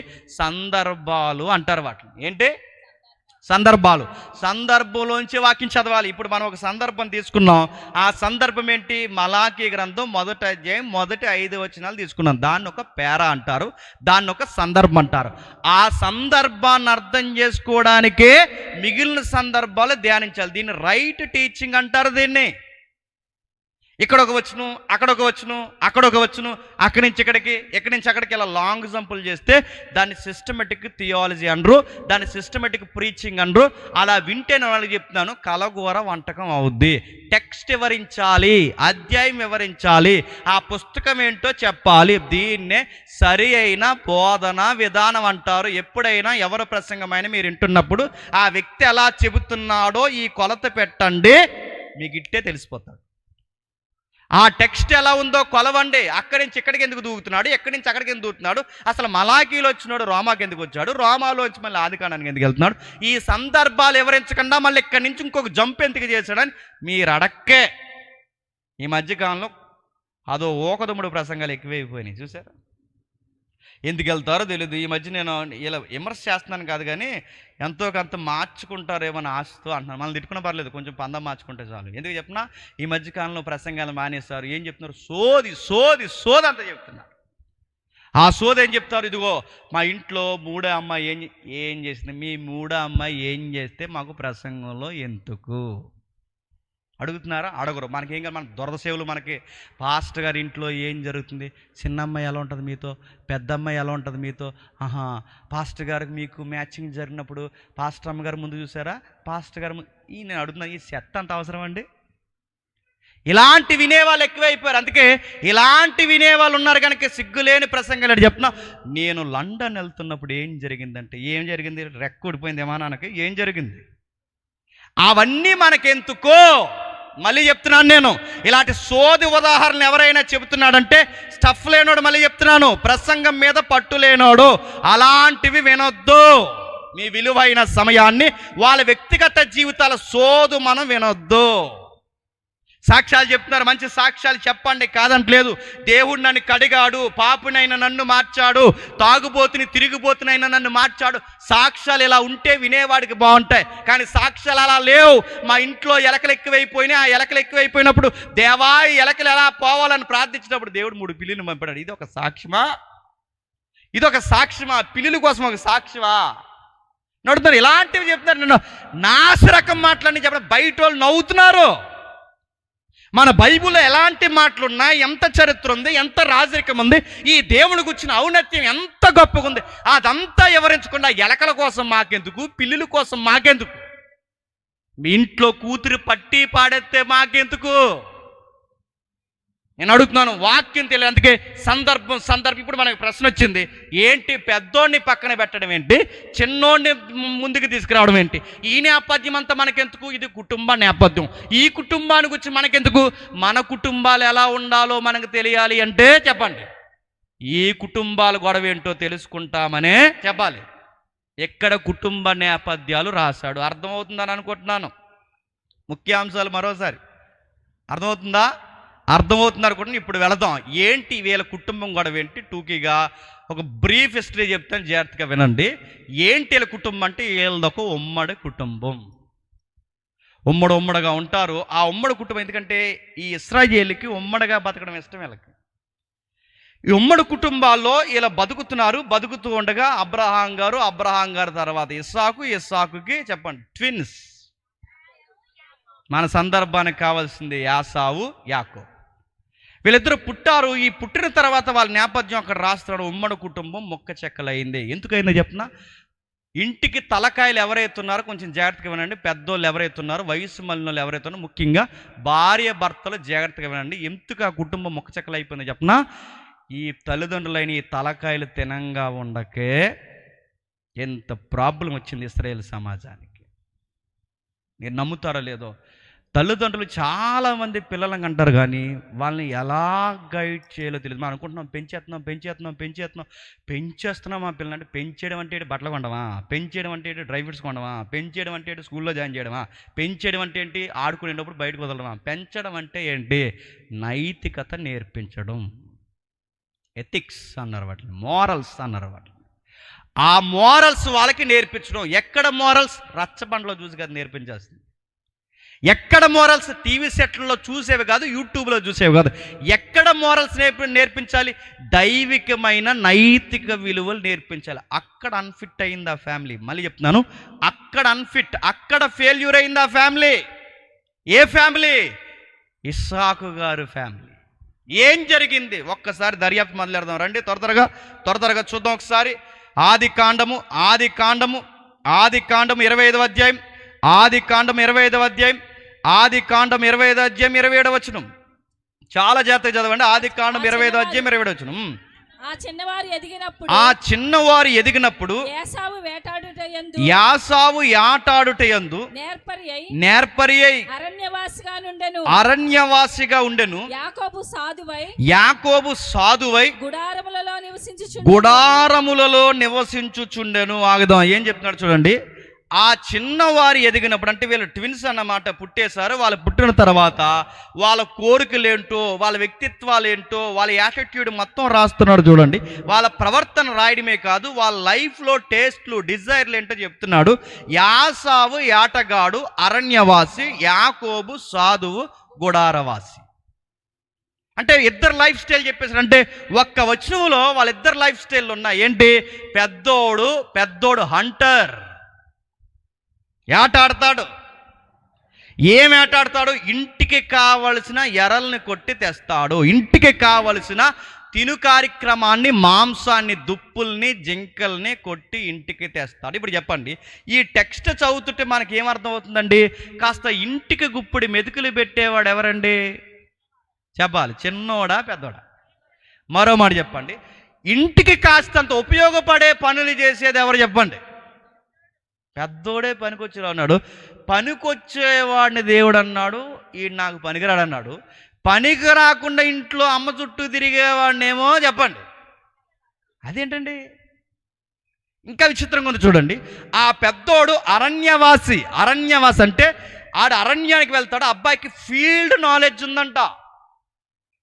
మరో మాట చెప్పాలంటే ఆయన జంగిల్లో తిరిగే ఆయనకున్న జ్ఞానం చాలా గొప్పది. అంటే ఎక్కడ జింకలు ఉంటాయో, ఎక్కడ మృగాలు ఉంటాయో, ఏ టైంకి ఎక్కడ వాటిని అసాల్ట్ చేయొచ్చో ప్రతి విషయంలో కదలికలు ఇట్టే చెప్పగలడట. టార్గెట్ పెట్టాడో మిస్ అవ్వకుండా ఖచ్చితంగా కొడతాడంట. అంటే నేను అనుకుంటానండి, మంచి షూటింగ్ ఉందన్నమాట. అంటే కరెక్ట్ ఫైరింగ్ ఉంది. ఎవరికి? యాసావు గారికి. అంటే ఆయన టార్గెట్ పెడితే బుల్లు మిస్ అవ్వకుండా కొడతారు. మనం టార్గెట్ పెడితే బుడకు కూడా వేయలదు. మనకి తీర్థంలో కొడతాం కదండి, ఈ బుడకు పెడతాం, ఆ పక్క బుడకు కూడా తేగలదు మనకి. మళ్ళీ చెప్తున్నాను, షూటింగ్ అంటే ఫైర్ చేయడం అనేది, టార్గెట్ కొట్టడం అనేది అంత ఈజీ కాదు. కాకపోతే బ్లాక్ అండ్ వైట్లో నుంచి మన సీరియల్లో, ఈ మూవీస్లో హీరోలు మన మార్క్ ముందు చూసాక, ఇప్పుడు ఎవరు చూడకండి, చూస్తే ఇంకా మీకు సమాధి రెడీ. అప్పుడు చూడకముందు, మన మార్క్ ముందు చూసిన సినిమాలో నాకు గుర్తుని చెప్తున్నాను, హీరోలు ఎలా కాల్చేస్తారండి, ఎలా కాల్చేస్తాడు, ఇలా కాలెత్తి కాల్చేస్తుంటాడు, ఎలా కాల్చేస్తుంటాడు, ఇంక వీడికి ఎలా పడితే ఇంకేం చూడరు. ఇంకా అంటే వీడికి ఏం ఒక సైట్ ఉండదు, ఒక టిప్ ఉండదు, దీనికి ఒక సూత్రం ఉండదు. అంటే అలా కాల్చేస్తే బయట అవుతాదా? పోలీసు వాడిని కాబట్టి చెప్తున్నాను, ఆల్మోస్ట్ అన్ని ఎఫెన్స్ నేను ఫైర్ చేశాను. షూటింగ్ చేయడం అనేది అంత ఈజీ కాదు. ఇలాగెలా కాల్చేస్తే అవదు, మూదు పగలగొట్టేద్దా తుపాకీ. దానికి ఫోర్స్ ఉంటుంది. ఫోర్స్ అంటే అది ఇలాగా ఎప్పుడైతే ఆ బుల్లెట్ ముందుకెళ్ళిందో అది వెనక్కి గెంటుతుంది. అందుకే పెద్ద తుపాకీలు, బ్రిటిష్ తుపాకీలని ఇక్కడ ఉంది చూసారా, ఈ నాభి లాంటి ప్రాంతంలో ఈ గూడు దగ్గర ఇక్కడ పెడతారు. ఎందుకు?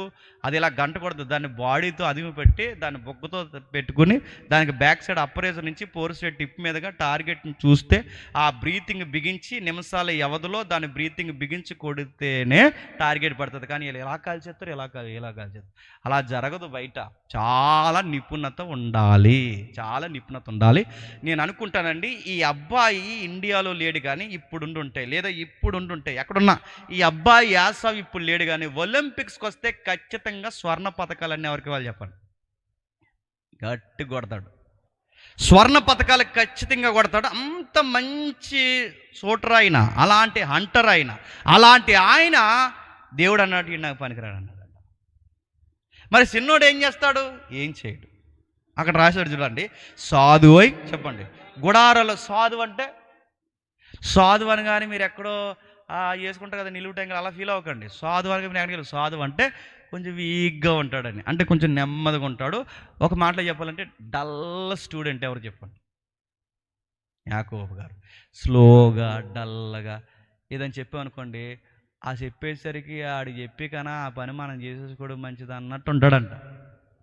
రే ఇలా రా, అది ఇలా తే అనేసరికి అక్కడి నుంచి అలాగా క్యాటవాక్ చేసుకుని తెచ్చే లోపు మనం వెళ్ళి తెచ్చుకుంటాం. అంత స్లో అన్నమాట. ఎవరు స్లోగా ఉంటాడు, చెప్పింది ఏరా అంటే చేతనాలే, ఈ టైప్ అన్నమాట. స్లోగా ఉంటాడు, డల్గా ఉంటాడు. అలాంటి ఆయన్ని దేవుడు ఇష్టపడ్డాడట. ఇలాంటి ఆయనకి బాగా వినండి. నేపథ్యం నడుస్తూ ఒక రోజు ఏం జరిగిందంటే, మీకు తెలుసు, ఈ స్టోరీ అంత వివరించట్లేదు, మనకి యాకోబు గారి కోసం అనవసరం, మనకు కావాల్సింది కుటుంబం కోసం అంతే. ఆ నడుస్తూ ఆ సందర్భం, చరిత్ర నడుస్తుండగా ఒకరోజు వీళ్ళ అన్నయ్య ఏటకెళ్తాడుగా, ఆ ఏటకెళ్తూ వచ్చాడు. వచ్చిన వెంటనే ఒక మంచి కర్రీ కనబడుతుందంట. అది నాన్ వెజ్ కాదు, వెజ్ కర్రీ.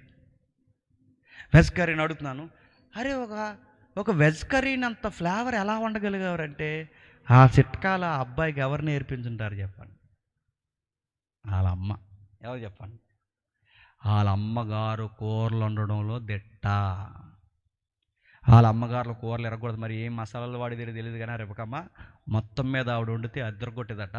ఆ టాలెంట్స్ అన్నీ అబ్బాయికి వచ్చండి. ఎప్పుడు గుర్తుపెట్టండి, ఇంట్లో మగపిల్లలు ఎక్కడగా పోకుండా సెంగు సాటును తిరిగితే ఎవరు బుద్ధులు వస్తాయి చెప్పండి? మగపిల్లలు. ఈడు చదువు లేకుండా, బయటికి వెళ్ళకుండా, ఏ టాలెంట్ లేకుండా ఆడింట్లో అలాగే ఉంటే వీడికి ఆడపిల్ల బుద్ధులే వస్తాయి. బాగా వినండి, యాకోబుకి ఆడపిల్ల బుద్ధులు వచ్చాయని నేను అంటలేదు, కానీ ఆడపిల్లలు చేసే పని చేస్తున్నాడు అప్పుడు. ఆడింగ లక్షణాలు ఉన్నాయని అనడం లేదు, కానీ ఆడవాళ్ళు చేసే వంట కార్యక్రమం అబ్బాయి చేస్తున్నాడు. అటు తిరుగుతున్నాడు. ఈ కర్రీ వండాడు, ఈడు ఏటకెళ్ళి వచ్చాడు. ఈ కుర్రోడు పెద్దోడు వచ్చిన తర్వాత, ఇప్పుడు తమ్ముడు ఏంట్రా డిష్ అదిరిపోయింది ఈరోజు, ఏంటి మెనూ, ఏంట్రా లంచ్కి ఏం తయారు చేశారు అనగానే కావాలా అన్నాడు. ఆ ఎర్రగా ఉందేంట్రా అని అడిగాడు. యాకోబు గారు టాలెంటెడ్ చెప్పిన, చిక్కుడుగాయ కూరని చికెన్ ఫ్లేవర్తో వండాడు. మరి మామూలుగా ఉండండి, మరి ఎలా వండాడు? అంత టాలెంట్ ఉంది ఆయనకి. తెచ్చి అక్కడ పెడితే కావాలా అన్నాడు. కావాలి. ఇప్పుడు అరణ్యంలో తిరిగి వచ్చాను, ఇప్పుడు అది తినకపోతే చచ్చిపోయేలా ఉన్నాను, నాకు కావాలని అడిగినప్పుడు యాకోబు అన్నాడట, షరతులు వర్తిస్తాయి అన్నాడు. ఏం షరతులరా అని అడిగాడు. ఏమి షరతులు అంటే, నాకు కావలసినవి నీ దగ్గర ఉంది, నీకు కావాల్సింది నా దగ్గర ఉంది, ఈ కూర నీకు కావాలంటే నీ దగ్గర ఉన్నది నాకు ఇచ్చే, అది షరతు అన్నాడు. నా దగ్గరే ఉందరా తమ్ముడు అనగానే, ఏమీ లేదు, నాన్న తర్వాత నాన్నంతటి హోదా కలిగిన జ్యేష్ఠత్వం ఉందే, ఆ జ్యేష్ఠత్వాన్ని నాకు ఇచ్చే, ఈ కర్రీ నీకు ఇచ్చేస్తాను అనగానే ఇచ్చేసాడు. బాగా వినాలి, స్టడీ చేస్తున్నాం. పెద్దోడిని ఎందుకు పక్కన పెట్టాడు చెప్పండి, చిన్నోడిని ఎందుకు ప్రేమించాడు అంటే స్టడీ చేస్తున్నాం. ఆ స్టడీలో మనకు అర్థమవుతుంది, ఒక కూర కోసం తండ్రి తర్వాత తండ్రి అంత జ్యేష్ఠత్వాన్ని చెప్పండి అమ్మేసినోడిని ఎబ్రీ గ్రంథకర్త ఏమన్నాడు తెలుసా? భ్రష్టుడు, వ్యభిచారి, నీచుడు అని తిట్టాడు. మళ్ళీ అడుగుతున్నాను, ఎబ్రీ పత్రికలో రాయబడిన మాట మీకు జ్ఞాపకం చేస్తున్నాను. పూట కూటి కొరకు తన జ్యేష్ఠత్వాన్ని అమ్మేసిన యాసావుని ఏమని తిట్టాడు? దరిద్రుడు, వ్యభిచారి అని తిట్టాడు.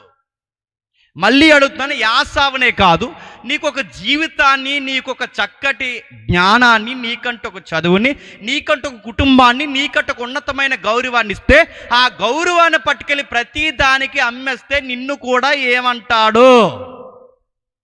వరస్ట్ ఫెలో అని తిడతాడు. యాసావుని తిట్టినోడు ఈరోజు మనల్ని తిట్టడా? ఈరోజు అడుగుతున్నాను, చిన్న చిన్న విషయాలకు లొంగిపోయి అనంతమైన జీవితాన్ని పాడు చేసుకున్న బిలీవర్స్ లేరా? 20-30 సంవత్సరాలు పెంచిన అమ్మా నాన్న ఎదిరించి గాలి ప్రేమలకి జీవితాన్ని పణంగా పెట్టే వాళ్ళని దేవుడు ఏమంటాడు? మళ్ళీ అడుగుతున్నాను, కేవలం భార్యడ కాలం బ్రతకాల్సిన జీవితాన్ని ఒక గ్లాసు మందు కొరకు నువ్వు జీవితాన్ని నమ్మేస్తున్నావంటే ఆ మందుకు లొంగిపోయే నిన్ను ఏమంటాడు? వేస్ట్ ఫెలోగాడు అంటాడు నిన్ను. జీవితాన్ని, సంసారాన్ని భర్తగా ఉండాలని నిన్ను, భార్యగా ఉండాలని నిన్నిస్తే, మూడో వ్యక్తులకి మీరు అవకాశం ఇస్తే మిమ్మల్ని ఏమంటాడు? అరే పూట కూటు కొరకు జ్యేష్ఠత్వాన్ని నమ్మిన వాడినే వ్యభిచారంటే అలాంటిది కాపరాన్నే కళ్ళు గప్పి వ్యభిచారం పనులు చేస్తే ఇంకా ఏం తిట్లున్నాయి చెప్పండి? ఇంకా కొత్తగా ఎలా తిట్టాలి? దేవుడు తిడతాడు. అవును, నీకు ఇచ్చిన జీవితంలో నీకంటూ ఒక స్థాయి ఇచ్చాడు, ఒక విలువనిచ్చాడు, నీ కుటుంబంలో నీకు ఒక పాత్ర ఇచ్చాడు. దాన్ని పనికిమాలిన విషయాలకు నువ్వు తాకాటు పెడితే ఏమంటాడు? ఒరే భ్రష్టుడా అని తిడతాడు ఆయన. చాలామంది చీకటి ప్రాంతాల్లో ఇక ఏ పని లేదని వ్యభిచారాలు చేసి బతుకుతున్నారు. పోలీస్ స్టేషన్లో ఒక రోజు మాకు దొరికారు. మేము నైట్ రౌండ్స్ తిరుగుతున్నప్పుడు ఒక ఆమె దొరికినప్పుడు మేము పట్టుకున్నప్పుడు ఆన్సర్ చెప్పింది. ఏమని చెప్పిందంటే, ఏమ్మా ఇంకేం పని లేవా, ఇదే పనిలా నీకు అని అడిగితే, మా సార్ అడిగితే ఆవిడ చెప్తున్న పాట ఏటో చెప్తున్నా, ఏం చేస్తామయ్యా పొట్టకూటు కోసం అన్నా. ఏటట పట్టకూటు కోసం ఏం చేస్తుందంటే వ్యభిచారం అడుగుతున్నాను. పట్టకూటు కొరకు వ్యభిచారం చేస్తే దేవుడు అంటాడు, కూటు కొరకే తన జ్యేష్ఠత్వాన్ని నమ్మినేసిన వ్యభిచారం అంటే కూడు కోసమే వల్లు అమ్మేస్తే ఏమంటాడు? సీరియస్తాడు. మళ్ళీ చెప్తున్నాను నేను, నీకొక కాపరాన్ని ఇచ్చాడు జాగ్రత్త, నీకొక యవ్వనాన్ని ఇచ్చాడు జాగ్రత్త, నీకొక కుటుంబాన్ని పెద్దల్ని ఇచ్చాడు జాగ్రత్త, నీకొక సంఘాన్ని ఇచ్చాడు జాగ్రత్త, నీకంటూ కొన్ని ఆలోచన ఇచ్చాడు జాగ్రత్త. దేవుడు నీకు ఏ స్థితి ఇచ్చాడో దాన్ని కాపాడు. దాన్ని ప్రతి దానికి అమ్మేశావో దులుమాడేస్తాడు జాగ్రత్త. ఈ దేవుడితో గొడవ ఉంది, ఈయనకి ఇవ్వడమో తెలుసు చెప్పండి, సరిగ్గా ఉండకపోతే మొట్టికాలేసి నడ్డి తుంటెయ్యము కిరగొట్టి తీసుకోవడం కూడా తెలుసు. యాసావుకి అదే చెబుతున్నాడు. ఏం పనులురా ఇవి? నాన్న తర్వాత నాన్న ప్లేస్ నీది. అబ్రహాము, ఇస్సాకు చెప్పండి. యాసావు నీ ప్లేస్ ఏంటో తెలుసా?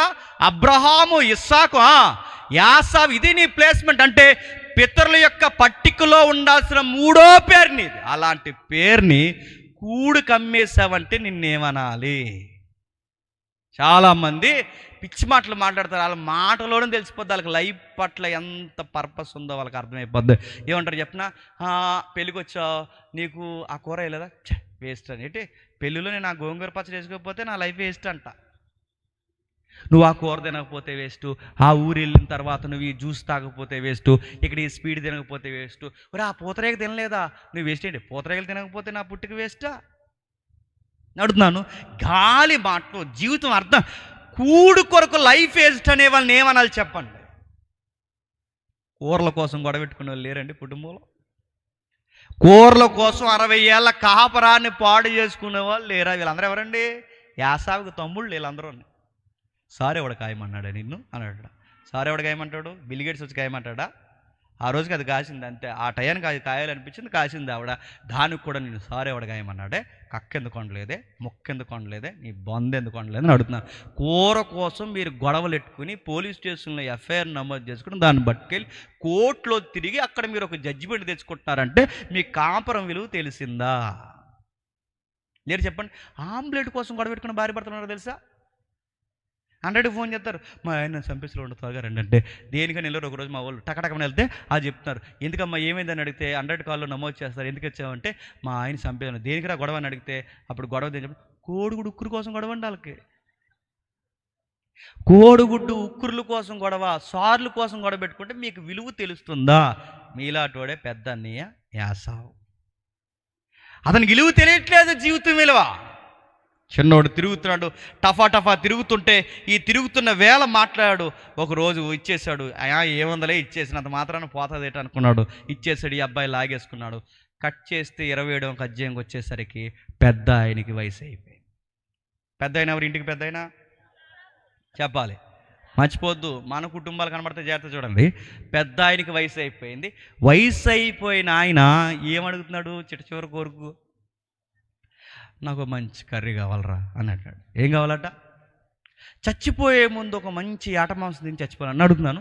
మీరు అబ్జర్వ్ చేయండి. కూరలు తినే అలవాటు ఏమో ఇస్సాకుకు ఉంది, అదే అలవాటు ఎవరికి వచ్చిందండి? పెద్దోడికి వచ్చింది. కూరలు ఉండే అలవాటు ఏమో వాళ్ళ అమ్మకుంది, అదే అలవాటు ఎవరికి వచ్చిందండి? అంటే ఇంట్లో ఎన్ని పార్టీలు ఉన్నాయి చెప్పండి? వైసీపీ టీడీపీ కాదు, చెప్పండి. ఇంట్లో ఎన్ని పార్టీలు ఉన్నాయి? 2 పార్టీలు ఉన్నాయి. ఒకటి తండ్రి పార్టీ, చెప్పండి. 2 తల్లి పార్టీ. కుటుంబంలో 2 పిల్లలుంటే ఇలా పార్టీలా ఉండే కుటుంబాలు ఇక్కడ ఎవరైనా ఉంటే జాగ్రత్త, నేను మీకోసమే మాట్లాడుతున్నాను. తల్లి సైడ్ ఉండే బిడ్డ ఒకరుంటారు, తండ్రి సైడ్ ఉండే బిడ్డ ఒకరుంటారు, లేరా? పెద్దోడేమో నాన్న సైడ్ అట, చిన్నోడేమో అమ్మ సైడ్ అట. నేను అడుగుతాను, కుటుంబంలో ఇలా ఉండొచ్చా? తండ్రి ఒక దిక్కు, తల్లి ఒక దిక్కు, ఎవరి ఆలోచన వాళ్ళు కలిగి మీకన్నా చిన్నవారైనా మీ పిల్లల దగ్గర, ఇంకా వయసులో చేదేంటో తీపేంటో తెలియని వారి దగ్గర కుటుంబ విషయాలు డిస్కషన్ చేస్తే ఆ కుటుంబం కలిసి ఉంటుందా? అలాంటి పొరపాటు పనులు ఈ పెద్దోళ్ళిద్దరూ చేశారు. పోయి పెద్దోడికి చెప్పాడు. ఏమని చెప్పాడంటే, నాకు తినడానికి కావాలరా, ఆ తెచ్చిన తర్వాత నేను ఏం చేస్తాను అంటే, ఇంక నేను మరణానికి సమీపంగా ఉన్నాను, ఈ చనిపోయే లోపు నాకు యాట మాంసం తెచ్చి నువ్వు నాకు పెడితే నేను ఏం చేస్తానంటే ఈ ప్రాపర్టీ అంతా నీ పేరు మీదే నామినీ నేమ్ పెట్టేస్తా అన్నాడు. నామినీ నేమ్ ఎవరిదంట? యాసావు. ఇదిగో నెక్స్ట్ ప్రాపర్టీకి అథారిటీ నీదేరా, నెక్స్ట్ లీగల్గా ఇదిగో నువ్వే క్లెయిమ్ చేసుకోవచ్చు, తర్వాత నీకు ఇచ్చేదిగో. ఆ రోజుల ఆస్తులు అంటే ఏంటి? దేవుని దీవెనలు, ఆ జ్యేష్ఠత్వం, అదే కదా ఆ రోజుల్లో వాళ్ళకి ఆస్తులు.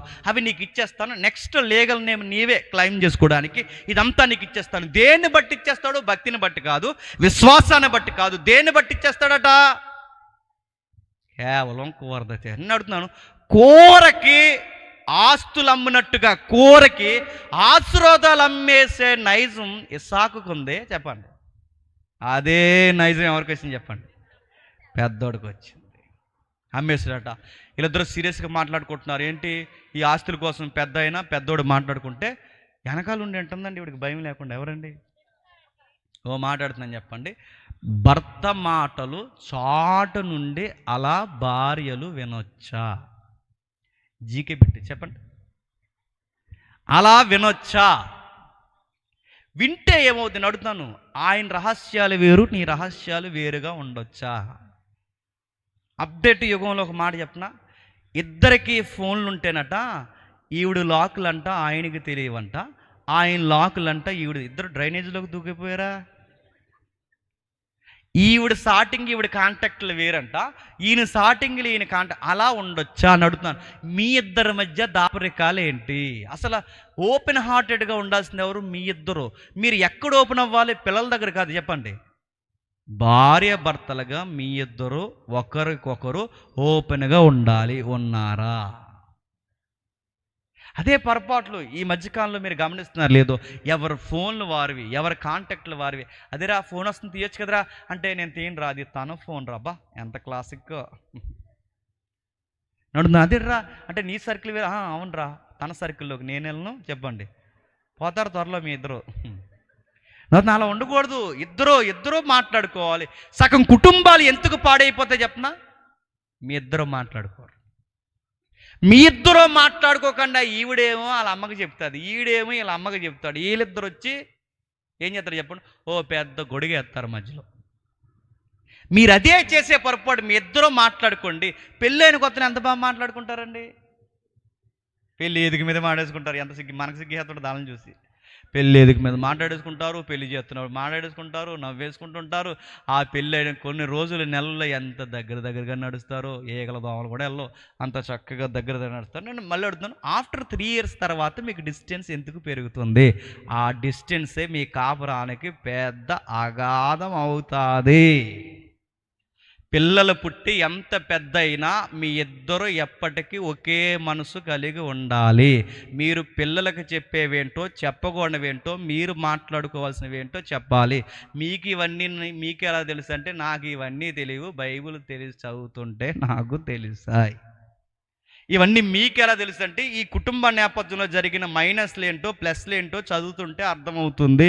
అందుకే వీళ్ళిద్దరూ మాట్లాడుకుంటుంటే పెద్దావిడ ఎన్నావిడ ఏం చేయాలి, ఎన్నావిడ ఏంటండి ప్రాపర్టీ అంతా పెద్దోడికి ఇచ్చేస్తున్నాడు, చిన్నోడు ఏమైపోతాడండి అని డిస్కషన్ చేయాలిగా.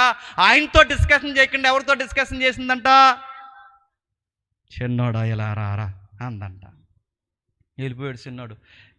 ఆ పిల్లలో ఒక అరగంటకు వచ్చి ఉంటాడులేండి, స్లోగా ఉంటాడుగా. వెళ్ళిన తర్వాత ఏ మమ్మీ అన్నాడు. ఏమీ లేదు, మీ మమ్మీ అదే మీ డాడీ ఏం చేస్తున్నాడంటే మొత్తం ప్రాపర్టీ మీ అన్నయ్యకి ఇచ్చేసేలా ఉన్నాడంటే. అంటే ఏంటి అని ఉంటాడు ఈ అబ్బాయి. ఎందుకంటే ఆ టైపు లెసన్స్ ఈ అబ్బాయికి ఎక్కువగా. మరి స్లో కదా, ఇత్తయ్యనీయడం ముద్దు ఎవరికి ఇవ్వాలి, నీకు ఇవ్వాలి, మొత్తం అన్నయ్యకి ఇచ్చేస్తే రేపు పొద్దున్న నీ పరిస్థితి ఏంటని. ఇలాంటి అకౌంట్స్ ఎవరితో మాట్లాడుతుంది చెప్పండి. ఏమీ ఎరగని పిల్లలతో మాట్లాడితే ఏమవుతారు చెప్పండి. ఇప్పుడు అతిపెద్ద కోర్టులో జరిగే గొడవలు ఏంటి చెప్పిన, సంపాదించినంత కాలం సంపాదిస్తారండి వాళ్ళు వయసు అయిపోయే వరకు. సంపాదించిన తర్వాత అది ఎడదీయడానికి చెప్పండి కోట్లు చుట్టూ తిరుగుతాడు. సంపాదించింది వెళ్ళే, ఆ సంపాదించింది ఎడదీయలేక నరుక్కు తెచ్చేది కూడా వెళ్ళే. చాలామంది సంపాదిస్తున్నారు, అది పంచడం సరిగ్గా లేకపోతే పెద్దోడికి జానా వెళ్ళినా చిన్నోడికి జానా తగ్గినా, చిన్నోడికి జానా వెళ్ళినా పెద్దోడికి జానా పెరిగినా మధ్యలో ఎవరిని కప్పెడేస్తారు చెప్పండి, చెప్పండి మిమ్మల్ని కప్పెట్టేస్తారు. మీ సంగతి తెలుస్తారు. మీరు సంపాదన గొప్ప అనుకుంటున్నారేమో, దాన్ని ఎవరికి పంచాల్సింది వారికి సరిగ్గా పెంచి నీ తర్వాత పంచిన తర్వాత నీ పరిస్థితి ఏంటో నీకు తెలియకపోతే నేను తీసుకెళ్ళి వృద్ధాశ్రమంలో జాయిన్ చేసేస్తారు. జాగ్రత్త, సొసైటీలో జరుగుతున్నవి ఇవే. ఈ కుటుంబంలో అలాంటి పరిస్థితులే దాపరించాయి. ఏం దాపరించాయి? చిన్నోడికి చెప్పింది ఏమని, అన్నయ్య వచ్చి ఏట మాంసం అన్నయ్య అక్కడి నుంచి తెచ్చే లోపు నువ్వేం చేస్తావంటే, నువ్వు వెళ్ళి ఆ ప్లేస్లో నువ్వేం చేస్తావంటే నువ్వే వేస్తావుగా ఆ మాంసాన్ని ఇచ్చారా, నాన్న నువ్వే అనుకుని ఆ చేతులు పెట్టి నేను దీవించేస్తాడంటే, మమ్మీ ఇది క్రైమ్ అవుద్దేమో కదా అన్నాడు. అదంతా నేను చూసుకుంటాను లేరా అంది. అలా చెప్పొచ్చండి పిల్లలకి. చాలామంది తల్లుల దగ్గరికి పిల్లలు వచ్చి అడుగుతారు, మమ్మీ 100 ఉంటివే, మమ్మీ ఒక 500 ఉంటివంటే, నా దగ్గర లేవరా అన్న, ఊరుకోవాలి లేవని. కానీ ఏమంటే చెప్పు, మీ నాన్న అడుగు అంటది. నేను అడిగితే తిడతాడంటే, అందుకే ఆ జేబులు ఎడతాడు చూడు అందంట. అలా చెప్పొచ్చా? నేను అడుగుతున్నాను, లెక్క తెలిసిపోద్దేమో మమ్మీ అంటే, అంత లెక్కలు తెలిస్తే ఎప్పుడు ఎడుతుంది మీ నాన్న, ఆ మధ్యలో కాయింటింది తెల్లు అందంట. నేను అడుగుతున్నా, ఇలాంటివి చెప్పొచ్చా? 3వ సొక్క కింద ఎడతాడు, తీరువా మూలన ఎడతాడు, అదిగో ఆ పైన దాస్తాడు. ఇలాంటివి చెప్పే తల్లులు, భయం లేని తల్లులు లేరండి. మీ నాన్న కోపడినప్పుడు ఈ సెట్గా ఉపయోగించు, పడుంటాడు అని చెప్పేవాళ్ళు లేరండి. చెప్పేవాళ్ళు ఉన్నారు. నాన్న వీక్నెస్లు చెప్పే తల్లులు లేరా? నాన్నకి ఈ టైంలో ఇలా ఉండకరా అని చెప్పి వీక్నెస్లు చెప్పేవాళ్ళు లేరా? ఉన్నారు. ఇవే పొరపాట్లు, అవే. అదే చెప్తుంది, మమ్మీ డాడీకి తెలిసిపోతుంది కదంటే, ఈయన గారితో ఆవిడ అంటుందట, ఏం తెలుస్తుంది, ఏం తెలియదులే, నేను ఒక మాట చెప్తాను గమనించు, ఏమీ తెలియదు, నువ్వు అలా వెళ్ళు, మీ నాన్న కనబడదుగా, అప్పుడు నువ్వేమంటావంటే, ఎన్నిసార్లు అడిగి నువ్వేమంటావంటే, నేను పెద్దోడినే అను. స్వరం గమనిస్తాడు, తడిమి చూస్తాడు. తడిమి చూసినప్పుడు మరి తెలిసిపోద్ది నా శరీరం ఏమో నున్నగుంటుంది, అన్ని శరీరానికి రోమాలు ఉంటాయి. మరి నేను ఎలా మమ్మీ కవర్ చేయడం అంటే, అందుకేగా నా దగ్గర ఒక ఐడియా ఉంది. ఆ ఐడియా ఏంటంటే నీకు ఒక స్పెషల్ సూట్ కుట్టించాను అంత. ఆ సూట్ ఏంటి కదా, మేకతోలు. ఆ మేకతోలు మీదేసుకుని అలా చెయ్యి అలా దగ్గర పెట్టు. డాడీ అలా తరిమినప్పుడు వెంటనే అంటాడు, ఏమంటాడంటే, వచ్చావరా పెద్దవాడు, ఎంత త్వరగా ఎలా వచ్చావంటే, నేను అడుగుతున్నాను గమనించండి, నీ దేవుడు నా దేవుడు త్వరగా ఎర్రదొరికేలా చేశాడంటాడు. ఈ మాట రెబెక్కమ్మ చెప్పలేదండి. ఈ మాట రెబెక్కమ్మ చెప్పలేదంటే, రెబెక్కమ్మ చెప్పింది ఎంత, యాకోబు చేసేది చెప్పండి ఎంత. పిల్లలకి మీరు ఇంత నేర్పిస్తే చెప్పండి, చూసిరంటారా అంటే చెప్పండి. అది మీరొక్కసారి ఎంకరేజ్ చేశారో వాళ్ళని పట్టుకోవడం అసాధ్యము. ఆ అబ్బాయి అదే చేస్తున్నారు చూడండి. ఆ అబ్బాయికి చెప్పింది 4 మాటలే, కానీ అబ్బాయి ఇప్పుడు సీన్లోకి ఎవరిని కలిపేస్తున్నాడు తెలుసా? దేవుడిని కూడా కలిపేశాడు. మొత్తం మీద ఇచ్చేశాడు, తెలిసిపోయింది. ఆ తిరిగి వచ్చేసరికి పెద్దోడు తెలిసిపోయింది. ఎందుకంటే రహస్యమైనవి దాగు. ఒక నీతి ఎప్పుడు గుర్తుపెట్టుకోండి, మనం ఎవరికి తెలియకూడదు అనుకుంటామో చెప్పండి, ఖచ్చితంగా వాళ్ళకే తెలుస్తుంది. నువ్వు ఏదో అనుకుంటున్నావు పెద్ద తెలివైనోడివి, తెలివైన దానివని. నువ్వు ఎవరికి తెలియకూడదు అనుకుంటావు వాళ్ళకే తెలుస్తుంది. ఆ రోజు నీకు ఈ మాట అన్నాను ఏమనుకోకండి, తగలడిపోతుంది. ఆ రోజు నువ్వు ఆర్పడం అసాధ్యము. బైబిల్ ఎలా ఉంది? రహస్యమైనవి చెప్పండి, బయటికి రాకుండా మానవు. అది ఎవరికి తెలియకూడదో వాళ్ళకే తెలుస్తుంది. మీ పేరెంట్స్ తెలియకూడదు అనుకుంటున్నావా? ఖచ్చితంగా తెలుస్తుంది. నీ యజమానికి తెలియకూడదు అనుకుంటున్నావా? ఖచ్చితంగా తెలుస్తుంది. నీ యొక్క భర్తకు తెలియకూడదు అనుకుంటున్నావా? ఖచ్చితంగా తెలుస్తుంది. నీ భార్యకి తెలియకూడదు అనుకుంటున్నావా? ఖచ్చితంగా తెలుస్తుంది. నువ్వు వద్దనుకున్నది ఖచ్చితంగా తెలుస్తుంది. తెలిసిపోయింది. ఎవరికి తెలియకూడదు అనుకున్నారు, ఆ అబ్బాయికి తెలిసిపోయింది. చిన్నోడు దెబ్బ కొట్టాడు అని, తమ్ముడే దెబ్బ కొట్టాడని గుస్సు బుస్సుమన్నాడు. 41వ వచనంలో ఏం జరుగుతుందో చూడండి, ముగించేద్దాం త్వరగా. 41వ వచనంలో, తన తండ్రి యాకోబుకి ఇచ్చిన దీవెన నిమిత్తము మరియు ఏసావు, నా తండ్రిని గూర్చిన దుఃఖ దినములు సమీపముగా ఉన్నవి, అప్పుడు నా తమ్ముడైన యాకోబును చంపెదను అనుకొనెను. రెబెక్కా తన పెద్ద కుమారుడిని ఏసావుతో మాట్లాడుకూర్చి వినినప్పుడు ఆమె తన చిన్న కుమారుడిని యాకోబుని పిలవనంపి అతను తిట్లండి, ఇదిగో నీ అన్నయ్య అయిన యోసావు నిన్ను సంపదలసి చెప్పి నిన్ను గూర్చి తన్ను తాను వాదార్చుకొనుచున్నాడు. ఒకసారి ఊహించుకోండి, ఇంట్లో ఎలా తిరుగుతున్నాడట? తనను తాను వాదార్చుకుంటూ. తనను తాను వాదార్చుకోవడం అంటే అలా తిరుగుతున్నాడట. ఎలా తిరుగుతున్నాడట? ఒక మాట లోపల కోపంతో ఆ మాట బయటకనేస్తున్నాడంటే, ఎక్కువ మంది కోపం వచ్చినప్పుడు చూసారా, గాల్లోకి చూసి మాట్లాడుకుంటారు చూసారా, గోళ్లతో మాట్లాడుతుంటాడు, అద్దం ముందు నిలబడి మాట్లాడుకుంటాడు, బాత్రూంలో మాట్లాడుతుంటాడు. ఎందుకు? ఆడు కోపం తట్టుకునే లోపల నుంచి వాయిస్ బయటకు వచ్చేస్తుంది అన్నమాట. ఇతగాడు కూడా మాట్లాడుకుంటున్నాడు, బయటికి మాట్లాడుతున్నాడు. ఎలా మాట్లాడుతున్నాడు? చంపేస్తాను ఎదవని, చంపేలు ఎదవని, నన్నే దెబ్బ కొట్టాడు, నన్నే మోసం చేస్తాడు, తీసేయాలి ఎదవని అంటున్నాడు. అయితే మరి తీసేయచ్చుగా అంటే, నాన్న వృద్ధాప్యంలో ఉన్నాడు, ఇప్పుడు తీసేస్తే మా నాన్న బాధతో చచ్చిపోతాడు. అందుకే మా నాన్న చనిపోయిన వెంటనే సమాధి ఆరకుండానే మా తమ్ముడిని సమాధికి పంపాలని చెప్పండి. స్కెచ్ చేసి కూర్చుని తిరుగుతున్నాడట. మా నాన్న అయిపోనే అని వాడు మాట్లాడుకుంటుంటే ఆ ఇంట్లో అటు ఇటు తిరుగుతున్న అబ్బాయిని వాళ్ళ అమ్మ చూసి ఒక మాట అంది, మరి బాబోయ్ వీడి కోపానికి ఎలాగైనా చంపేసేలో ఉన్నాడు చిన్నోడని. ఒరే చిన్నోడా ఇలా రా, మీ అన్నయ్య చాలా ఉగ్రుడైపోయినాడు, ఈ కోపానికి దెబ్బకి నేను చంపేసేలా ఉన్నాడు, ఒకే దినాన్ని మీ ఇద్దరు చచ్చిపోతే ఎలాగరా అని 45 వచ్చిన చివరి మాట అంటాను చూడండి. ఒక్కనాడే మీ ఇద్దరిని నేను పోగొట్టుకొనుటే అలా. ఇప్పుడు ప్రశ్న అర్థం చెప్పండి, రెబెక్కమ్మ మంచిదా చెడ్డదా? మిమ్మల్ని అడుగుతున్నాను చెప్పండి, రెబెక్కమ్మ మంచిదా చెడ్డదా? మంచిదేనండి. ఎంత మంచిదో చెప్పనా? ఆమె ఎంగేజ్లో ఉన్నప్పుడు ఆమె సాక్ష్యం చదవండి, ఆమె వయసులో ఉన్నప్పుడు ఆమెను సాక్ష్యం చదవండి. మరియమ్మను గూర్చి ఎలాగైతే చదువుతామో అచ్చు మరొక మరియమ్మలా కనబడుతుందండి. అంత మంచి సాక్ష్యం ఎవరో చెప్పండి? రెబెక్కమ్మది. ఆ అమ్మాయి గురించి బైబిల్ ఇలా చెప్పింది, నేను తీయట్లేదు సందర్భాలు. చక్కని చిన్నది, పురుషుని ఎరగనిది. ఆ అమ్మాయి ఏ అబ్బాయిలతో మాట్లాడదట? కట్టుకోబోయేవాడిని తప్ప, ఇంటిలో తప్ప బయట ఏ ఫ్రెండ్ సర్కిల్ మెయింటైన్ చేయలేదట. అంత మంచి సాక్ష్యం కలిగిన చక్కటి కూతురు, ఇన్ని విలువలున్న అమ్మాయి కుటుంబాన్ని చేతులారా ఎందుకు పాడు చేసుకుంటుంది? మంచిదా చెడ్డదా? మరి మంచిదైనది ఇంత మాట అంది, ఒకే నాడు మీ ఇద్దరు చనిపోతే నేను ఎలా అంటే ఇద్దరు కొట్టుకు చచ్చిపోతారని వీడికి తెలియదా? ఇంత రిస్క్ ఎందుకు తీసుకుంది? కుటుంబాన్ని పాడు చేసుకునే రిస్క్ ఎందుకు తీసుకుంది? అన్నదమ్ములు ఇడిపోయి ఇంత అగాధం ఏర్పడుతుందని తెలిసినా ఇలాంటి బోర్డు సలహాలు చిన్న కొడుకు ఎందుకు ఇచ్చింది? అంటే తెలిసే చేసిందా? తెలిసే చేసింది. ఎంతకి ఇలా చేసింది? చెడ్డది కాదు, ఆమె మంచిదే. ఎంతకి ఇలాంటి ప్రాబ్లం చేసింది? ఇంత ప్రాబ్లం అయిన తర్వాత ఇప్పుడు హై ఓపెనింగ్ అయ్యింది. ఇప్పుడు వాళ్ళ భర్త దగ్గరకు వచ్చి అంటుంది, ఏమండి వీళ్ళిద్దరూ ఒకే రోజు చనిపోతే ఏమైపోవాలండి?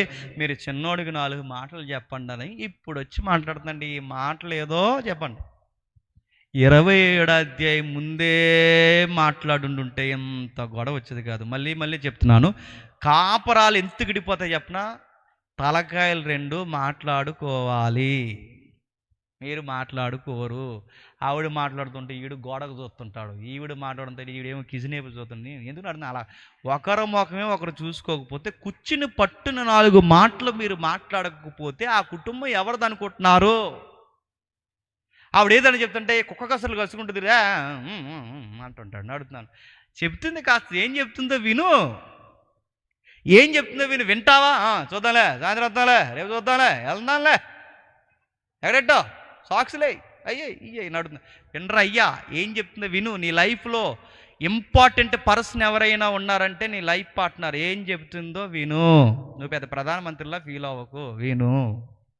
ఏం చెప్తుందో విను. ఆవిడ ఏం చెప్తుందో విను. వీళ్ళు మాట్లాడుకోకండి, ప్రాబ్లం వచ్చింది. ఎప్పుడు మాట్లాడుకున్నారో తెలుసా?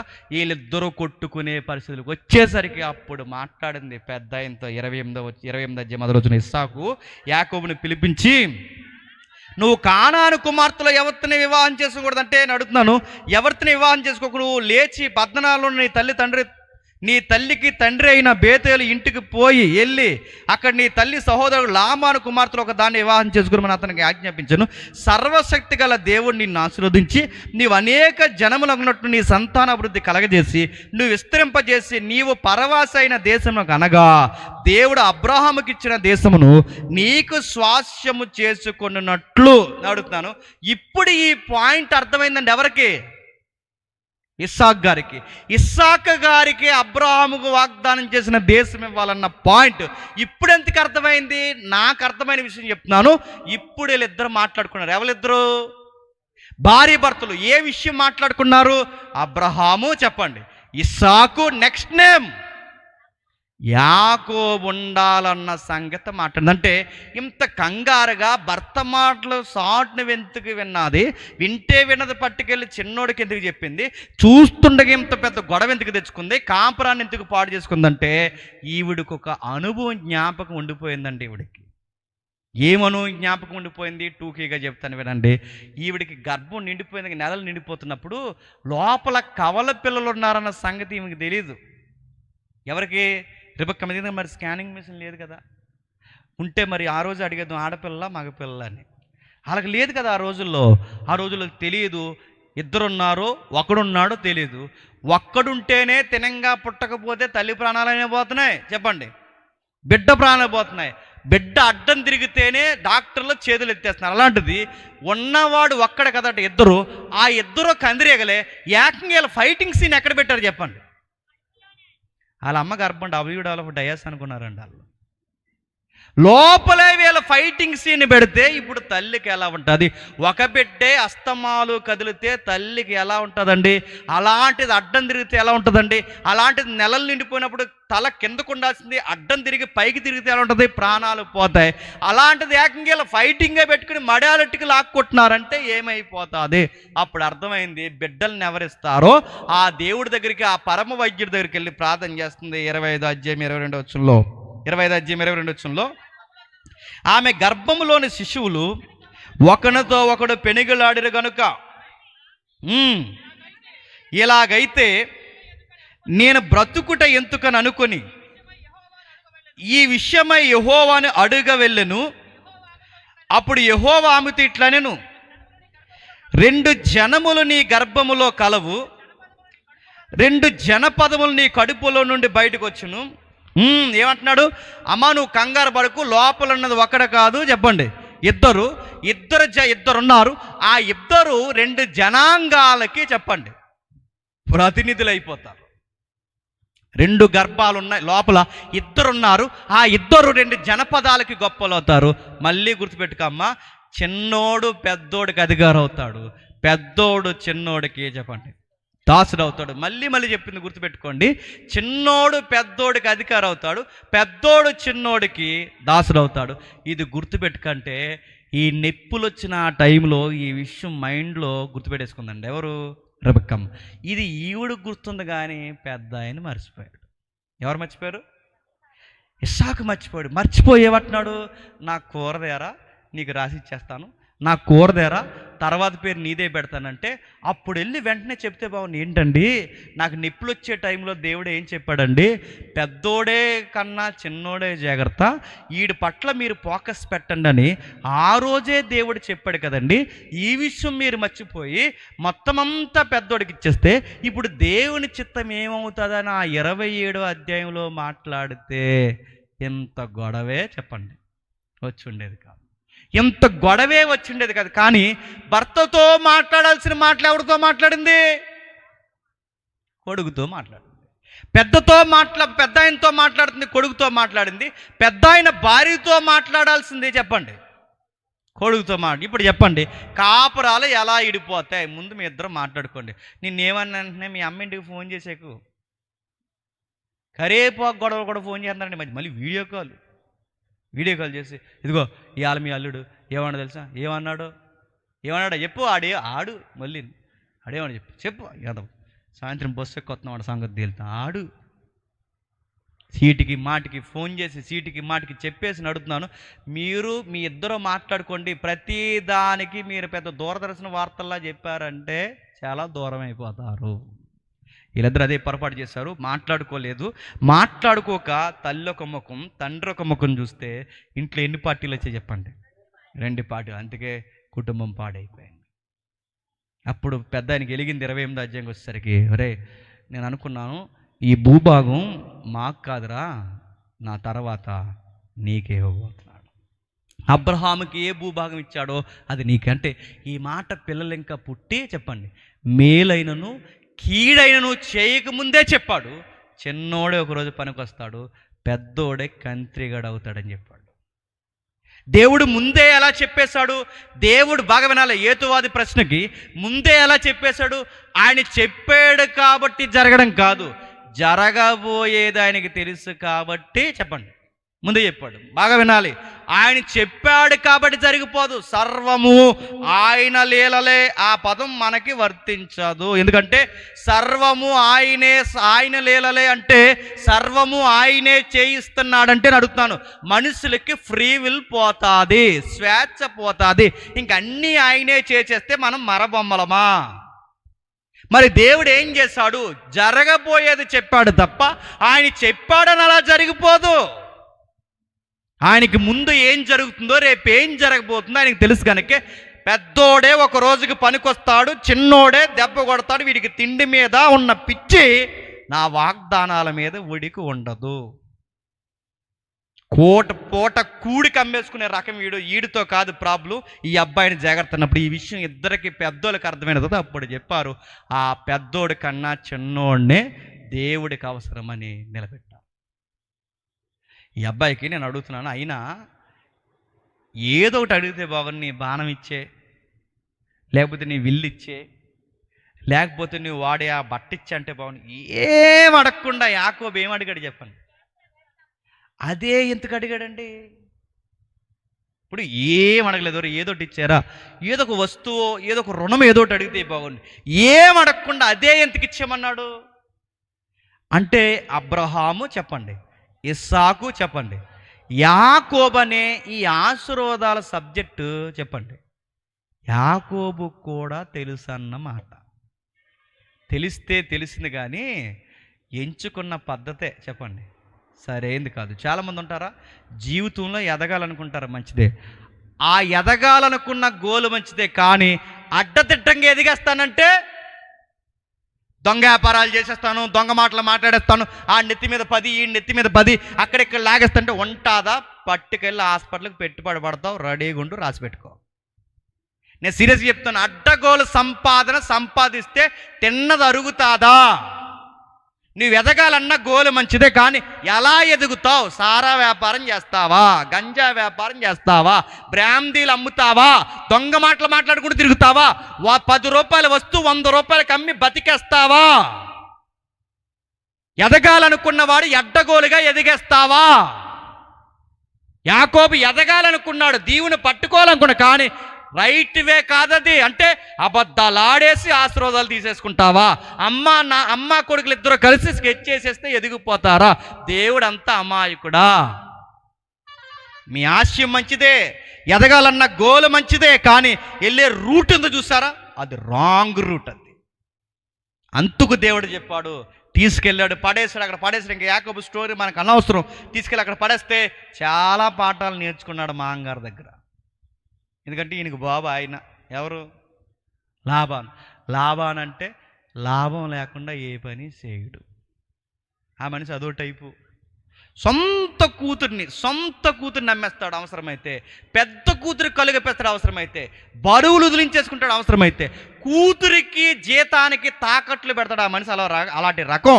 అలాంటోడి దగ్గర దేవుడు ఇతన్ని జాయిన్ చేశాడు. దేవుడు ఎలాంటో చెప్పిన, ఇనుముకు పదును పెట్టాలంటే సామెతలు ఉంది, ఇనుముకు పదును పెట్టాలంటే ఇనుముతోనే పదును పెడతాడు, మొత్తం గొరుకంతా పోద్ది.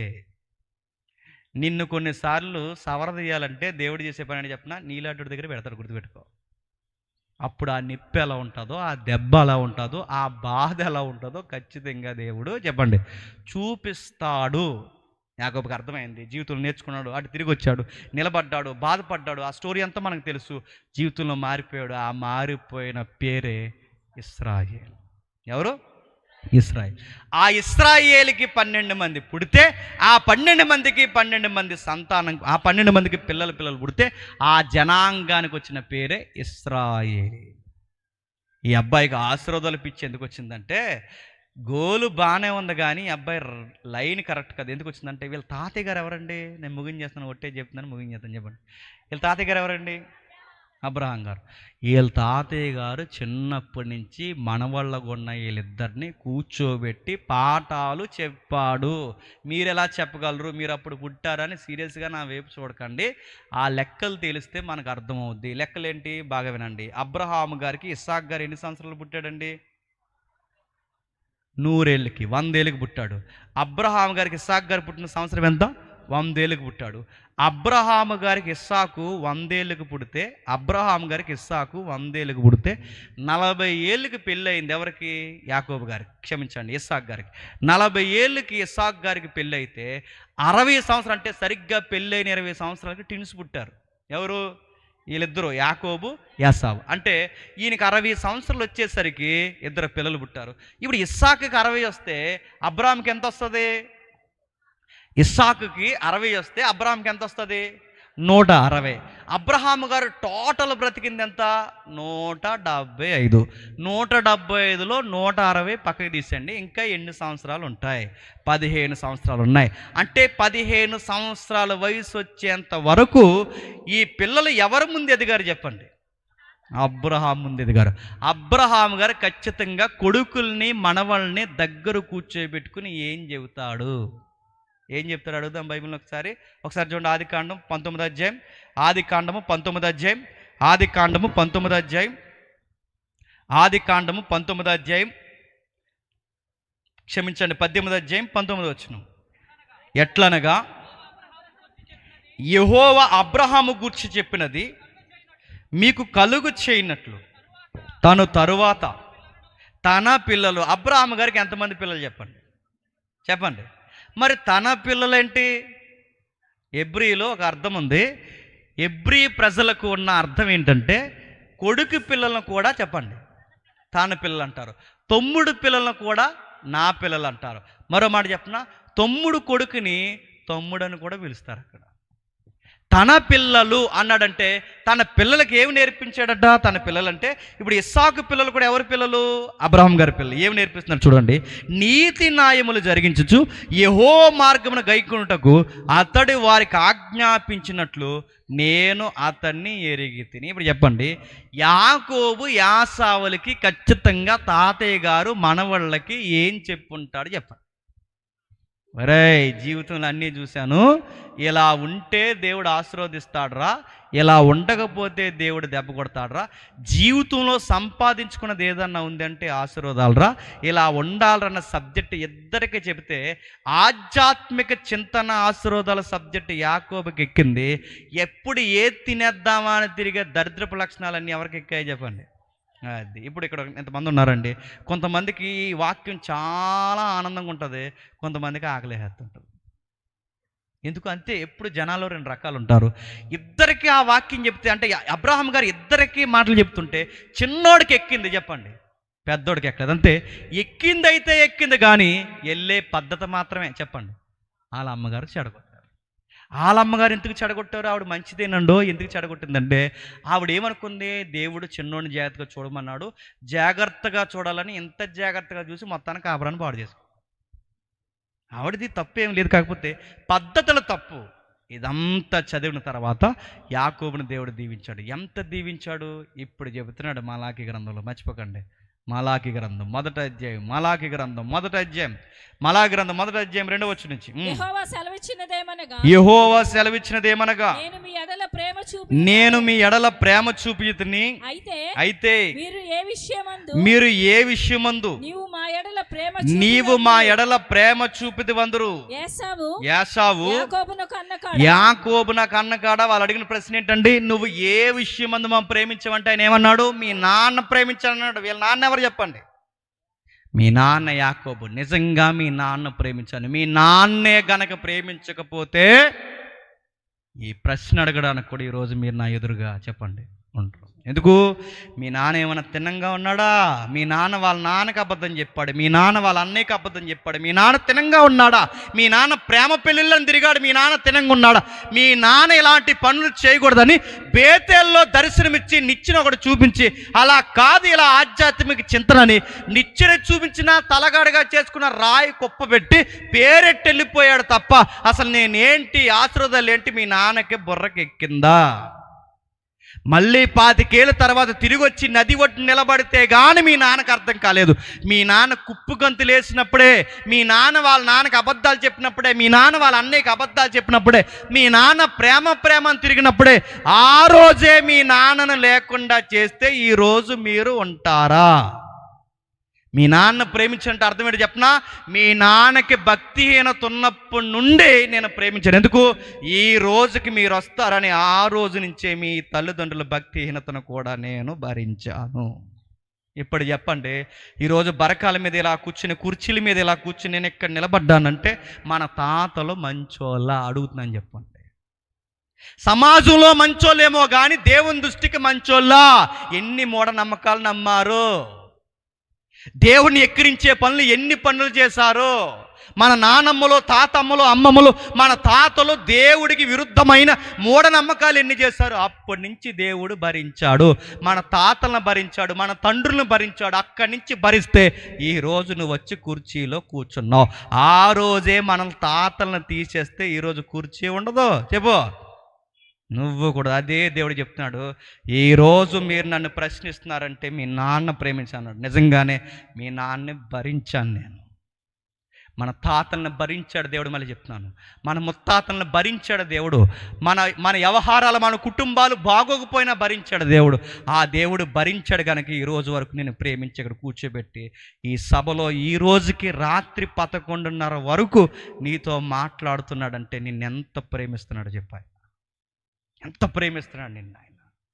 మన పితరుల యొక్క బలహీనతలకు ఆ రోజు ఆయన ఉగ్రుడైపోయి ఆ రోజు వాళ్ళు తీసేస్తే మన తండ్రి ఉండరు. మన తండ్రే లేకుండా ఉండాలంటే మన తాత ఉండడు. నేను అడుగుతున్నాను, ఈరోజు మీకు రక్షణ భాగ్యం వచ్చిందంటే మీరు ఎంత ధన్యులు చెప్పండి. మన ముందోలుకు లేని రక్షణ భాగ్యం అక్కడి నుంచి కాపాడి కాపాడి కాపాడి ఇన్ని గర్భాలు కాపాడితే ఈరోజు నువ్వు వచ్చావు. అలాంటి జీవితాన్ని ఏదైనా చిన్న గొడవ వస్తే చాలు ఫ్యాన్ కురేసేసుకుంటున్నావు. అలాంటి జీవితాన్ని చిన్న గొడవ వస్తే చాలు పురుగుల మందు తాగేస్తున్నావు. అలాంటి చిన్న గొడవ వస్తే చాలు హైవే మీదకి పరిగెడుతున్నావు. నీకు జీవితం విలువ తెలుస్తుందా? ఎంతమందిని కాపాడితే, మన పితరుల్ని ఎంతమందిని కాపాడితే ఈరోజు నిన్ను నన్ను ఇక్కడ కూర్చోబెట్టుంటాడు చెప్పు. నీకంటూ ఒక తండ్రి, నీకంటూ ఒక తల్లి, నీకంటూ ఒక కుటుంబం, నీకంటూ ఒక చదువు, నీకంటూ ఒక ఉద్దేశాలు, నీకంటూ ఒక భారం, నీకంటూ ఒక కుటుంబం, నీకంటూ ఒక పిల్లలు, ఇంత ప్రాజెక్ట్ నీ మీద పెట్టి దేవుడు ఈ రోజుకి నీతో మాట్లాడుతుంటే తిరగేసి నువ్వేమని అడుగుతున్నావు తెలుసా? నువ్వేం ప్రేమించేవో ప్రభువా మమ్మల్ని నన్ను అడుగుతున్నావు. ఏం ప్రేమించాలి నేను చెప్పు. నోరు లేకుండా అందరు నోరు ముయించేలాగా ఒకలా ప్రేమించాడు. యాకోబుకి ఏదైతే ప్రేమను చూపించాడో అదే ప్రేమ మనకు చూపించాడు. ఏం చూపించాడు తెలుసా? యాకోబు తప్పులు తడకగా మారకముందే యాకోబుకు చూపించింది పరలోకానికి భూలోకానికి దర్శనంలో ఏం కనబడిందట? ఒక నిచ్చెన కనబడిందట. పరలోకానికి భూలోకానికి ఒక నిచ్చెన కనబడింది. క్రొత్త నిబంధన దానికి వ్యాఖ్యానం ఇచ్చింది. క్రొత్త నిబంధనలో ఆ నిచ్చెన ఏంటని అడిగితే ఆ క్రొత్త నిబంధనలో ఆ నిచ్చెన ఎవరని చెప్పింది చెప్పండి బైబిల్? ప్రభు అయిన యేసుక్రీస్తు. అంటే నా కొరకు బలైన యేసుక్రీస్తు వారు నీ దగ్గరికే కాదు ముందుగా వచ్చింది మన పితరుడైన చెప్పండి యాకోబు దగ్గర కూడా వచ్చాడు. యాకోబుకి చెప్పాడు దీవులంటే ఇవి, దీవులంటే ఏంటో తెలుసా? యేసుక్రీస్తు వారిని హత్తుకొనడమే నిజమైన చెప్పండి దీవెన. యేసుక్రీస్తు వారిని రక్షకుడిగా స్వీకరించడమే నిజమైన దీవెన. ఆ దూత, ఆ దేవుడు, ఆ యెహోవా ఎవరైతే ఉన్నారో ఆయన హత్తుకొనడమే నిజమైన రక్షణకు అనుభవం, నిజమైన ఆశ. అది హత్తుకోవయ్యని యాకోబు జీవిస్తే ఆయన అర్థం చేసుకునే లోపు సగం జీవితం అయిపోయింది ఆయనకు అర్థం కాని సబ్జెక్ట్ ఈరోజు నీకు ఇంకా వయసు బాగుండగానే నీకు వినిపిస్తున్నాడంటే ఇంకా ఎందుకు నీ యేసుని దూరం పెడుతున్నావు ఈ రాత్రి అడుగుతున్నాడు దేవుడు. ఆన్సర్ చెప్పాయి. ఇంకేం కావాలి నీకు? ఏమిచ్చావు ప్రభా మాకని అడిగితే ఏమివ్వాలి? ఎన్నిచ్చాడు? బయటికి వెళ్ళి చూడు, బయటికి వెళ్ళి చూడు. పాసన్నం పరవన్నంలా తినేవాళ్ళు ఉన్నారు చూడు. నువ్వు 3 పూట్ల తింటున్నావు, ఇంకేమి ఇవ్వాలి నీకు? బయటికి వెళ్ళి చూడు. పిల్లలు లేక ఏడుస్తున్న వాళ్ళు ఉన్నారు, నీ పిల్లలు బంతుల్లా నీ ముందు తిరుగుతున్నారు, ఇంకేమి ఇవ్వాలి నీకు? బయటికి వెళ్ళి చూడు. ఇల్లు వాకులు లేక ఇలాంటి చలిలో పరదాల కింద బతికేసే వాళ్ళు ఉన్నారు, బయటికి వెళ్ళి చూడు. నీకు చక్కటి ఇల్లు ఇచ్చాడు, ఇంకేమి ఇవ్వాలి నీకు? భర్తనిచ్చాడు, భార్యనిచ్చాడు, పిల్లల్నిచ్చాడు. అన్నిటికన్నా ముఖ్యంగా ఆయనకి నీకు పాపాలు అడ్డొస్తున్నాయని తన ప్రాణానికి ప్రాణమైన త్రియాక దేవుళ్ళలో తన కుమారుణ్ణి బలిగా ఇచ్చాడు, ఇంకేమి ఇవ్వాలి నీకు? దేవుడే రక్తాన్ని కాచి ప్రాణాన్ని పెట్టి నీ కొరకు అసువులు బాసి ఆయన దాహం అని చనిపోతే ఇదిగో ప్రయాసపడి భారం మోసుకుంటున్నారు, అర్థం లేక జీవితంలో నడుస్తున్నారు. ఇదిగో నా యొద్దకు రండి తండ్రి, వీరేమి చేయుచున్నారు వీరు ఎరుగురు, వీళ్ళకి లైఫ్ పర్పస్ తెలియట్లేదని ఇప్పటికీ క్షమాపణ పెట్టి మన కొరకు విజ్ఞాపన చేసి మన కొరకు ప్రాణం పెట్టి తిరిగి లేచి మళ్ళీ వస్తానని వాగ్దానం ఇచ్చి వెళ్ళిపోయాడే. ఇన్ని చేసిన వాడు నీకు ఇంకేమి ఇవ్వాలని అడుగుతున్నావు? 3 రోజులు ఉపవాస కూడుకులు ఉన్నాను ప్రవ్వా, నాకేమి ఇస్తా ప్రభు అంటే ప్రాణం ఇచ్చాడు, ఇంకేమి ఇవ్వాలి నీకు? ప్రాణం ఇచ్చాడు, ఇంకేమి ఇవ్వాలి నీకు?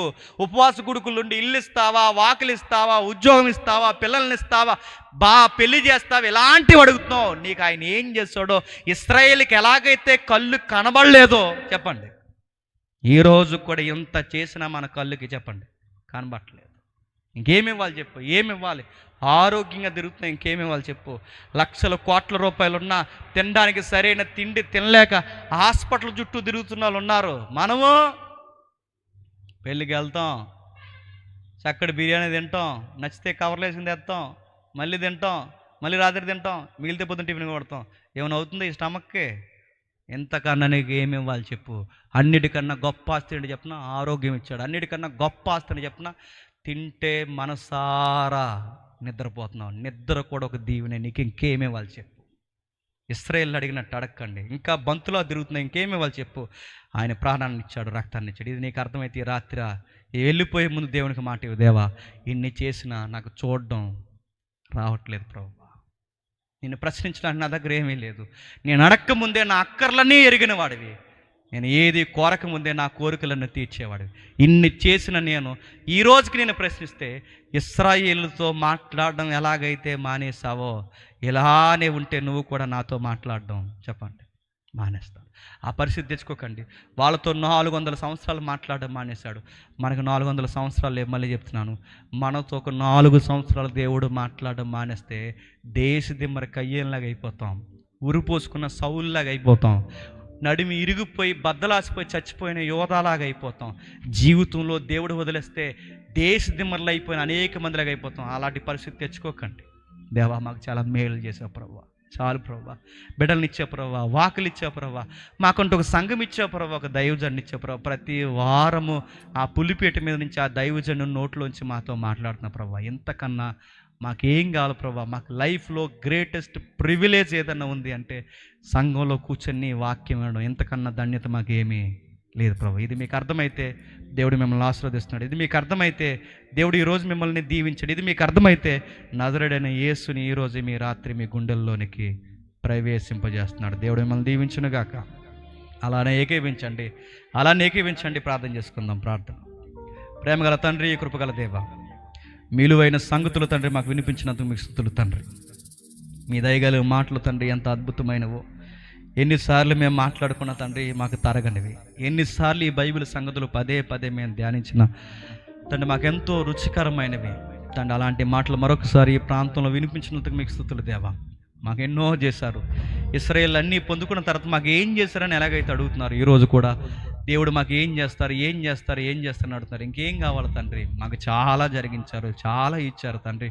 ఇన్ని జరిగించిన తండ్రి ఈ రోజుకి మేము అడిగితే తండ్రి మాకంత దౌర్భాగ్యులు, అమాయకులు ఇంకా అవ్వలేరు దేవా. మీ కుమారుడిని మాకు బలిగా ఇచ్చారు, రక్తాన్ని కార్చారు, తిరిగి లేచాడు, మాట ఇచ్చారు, మళ్ళీ వచ్చి మేఘాల మీద తీసుకొని వెళ్ళిపోతా అన్నారు. ఎంతకన్నా ధన్యత మాకు ఏం కావాలి తండ్రి? ఇంత విన్న తర్వాత కూడా తండ్రి ఈ వాక్యాన్ని నిర్లక్ష్యం చేస్తే వారి ఆత్మలకు వారి ఉత్తరవాదులు. స్థానిక దైవజనులు పెద్దవారు తండ్రి, ఆయనకు ఆరోగ్యాన్ని ఇవ్వండి. తనకు చక్కటి బిడ్డలను ఇచ్చారు, ఆ బిడ్డలను వాడుకోండి. స్థానిక దైవజనులు ఇంకా ఎవరైతే ఉన్నారో వారందరినీ కాచి కాపాడండి. వేదిక మీద ఉన్న దైవజనుల్ని, ఇక్కడ ఉన్న సేవకుల్ని, పెద్దల్ని, గాయకుల్ని, సంగీతకారుల్ని, కూడి వచ్చిన ప్రతి ఒక్కరిని అందరినీ ఆశీర్వదిస్తారని కోరుతున్నాం. ఎవరైనా మా మీద చెడ్డ మాటలు పలికి తండ్రి మా మీద విరుద్ధంగా మాట్లాడిన వారు ఎవరైనా ఉంటే క్షమించండి, వారిని మీ చేతులకు అప్పగిస్తున్నాం. మేము తిరిగి వెళ్తున్నాం, క్షేమంగా మమ్మల్ని నడిపిస్తారని కోరుతూ క్రీస్తున్నామని ప్రార్థన సమర్పిస్తున్నాం తండ్రి. Amen, amen, amen. సరే,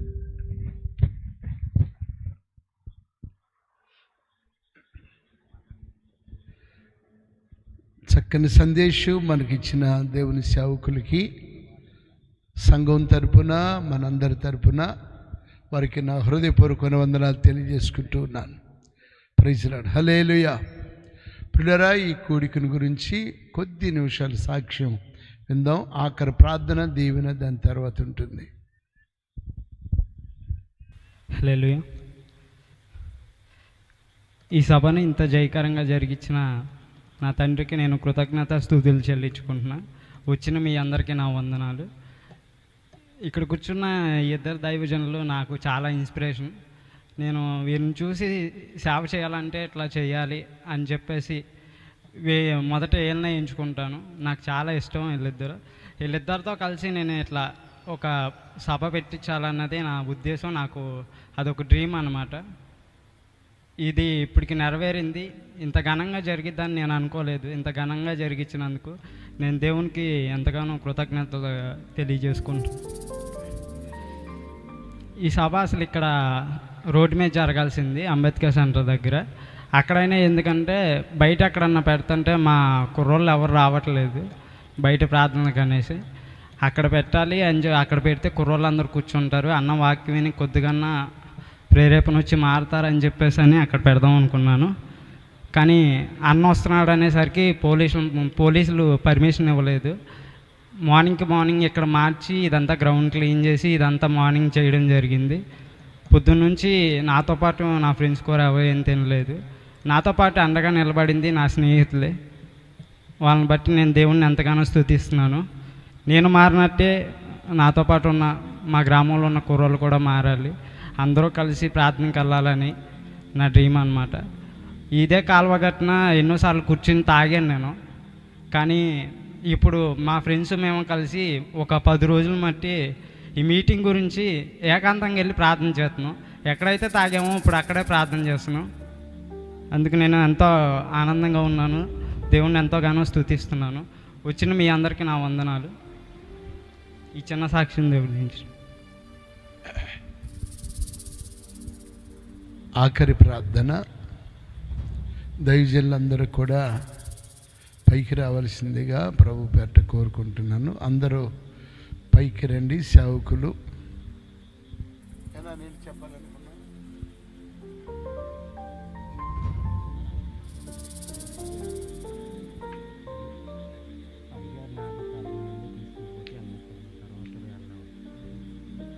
ప్రార్థన చేస్తూ ఉండగా తీసుకెళ్ళి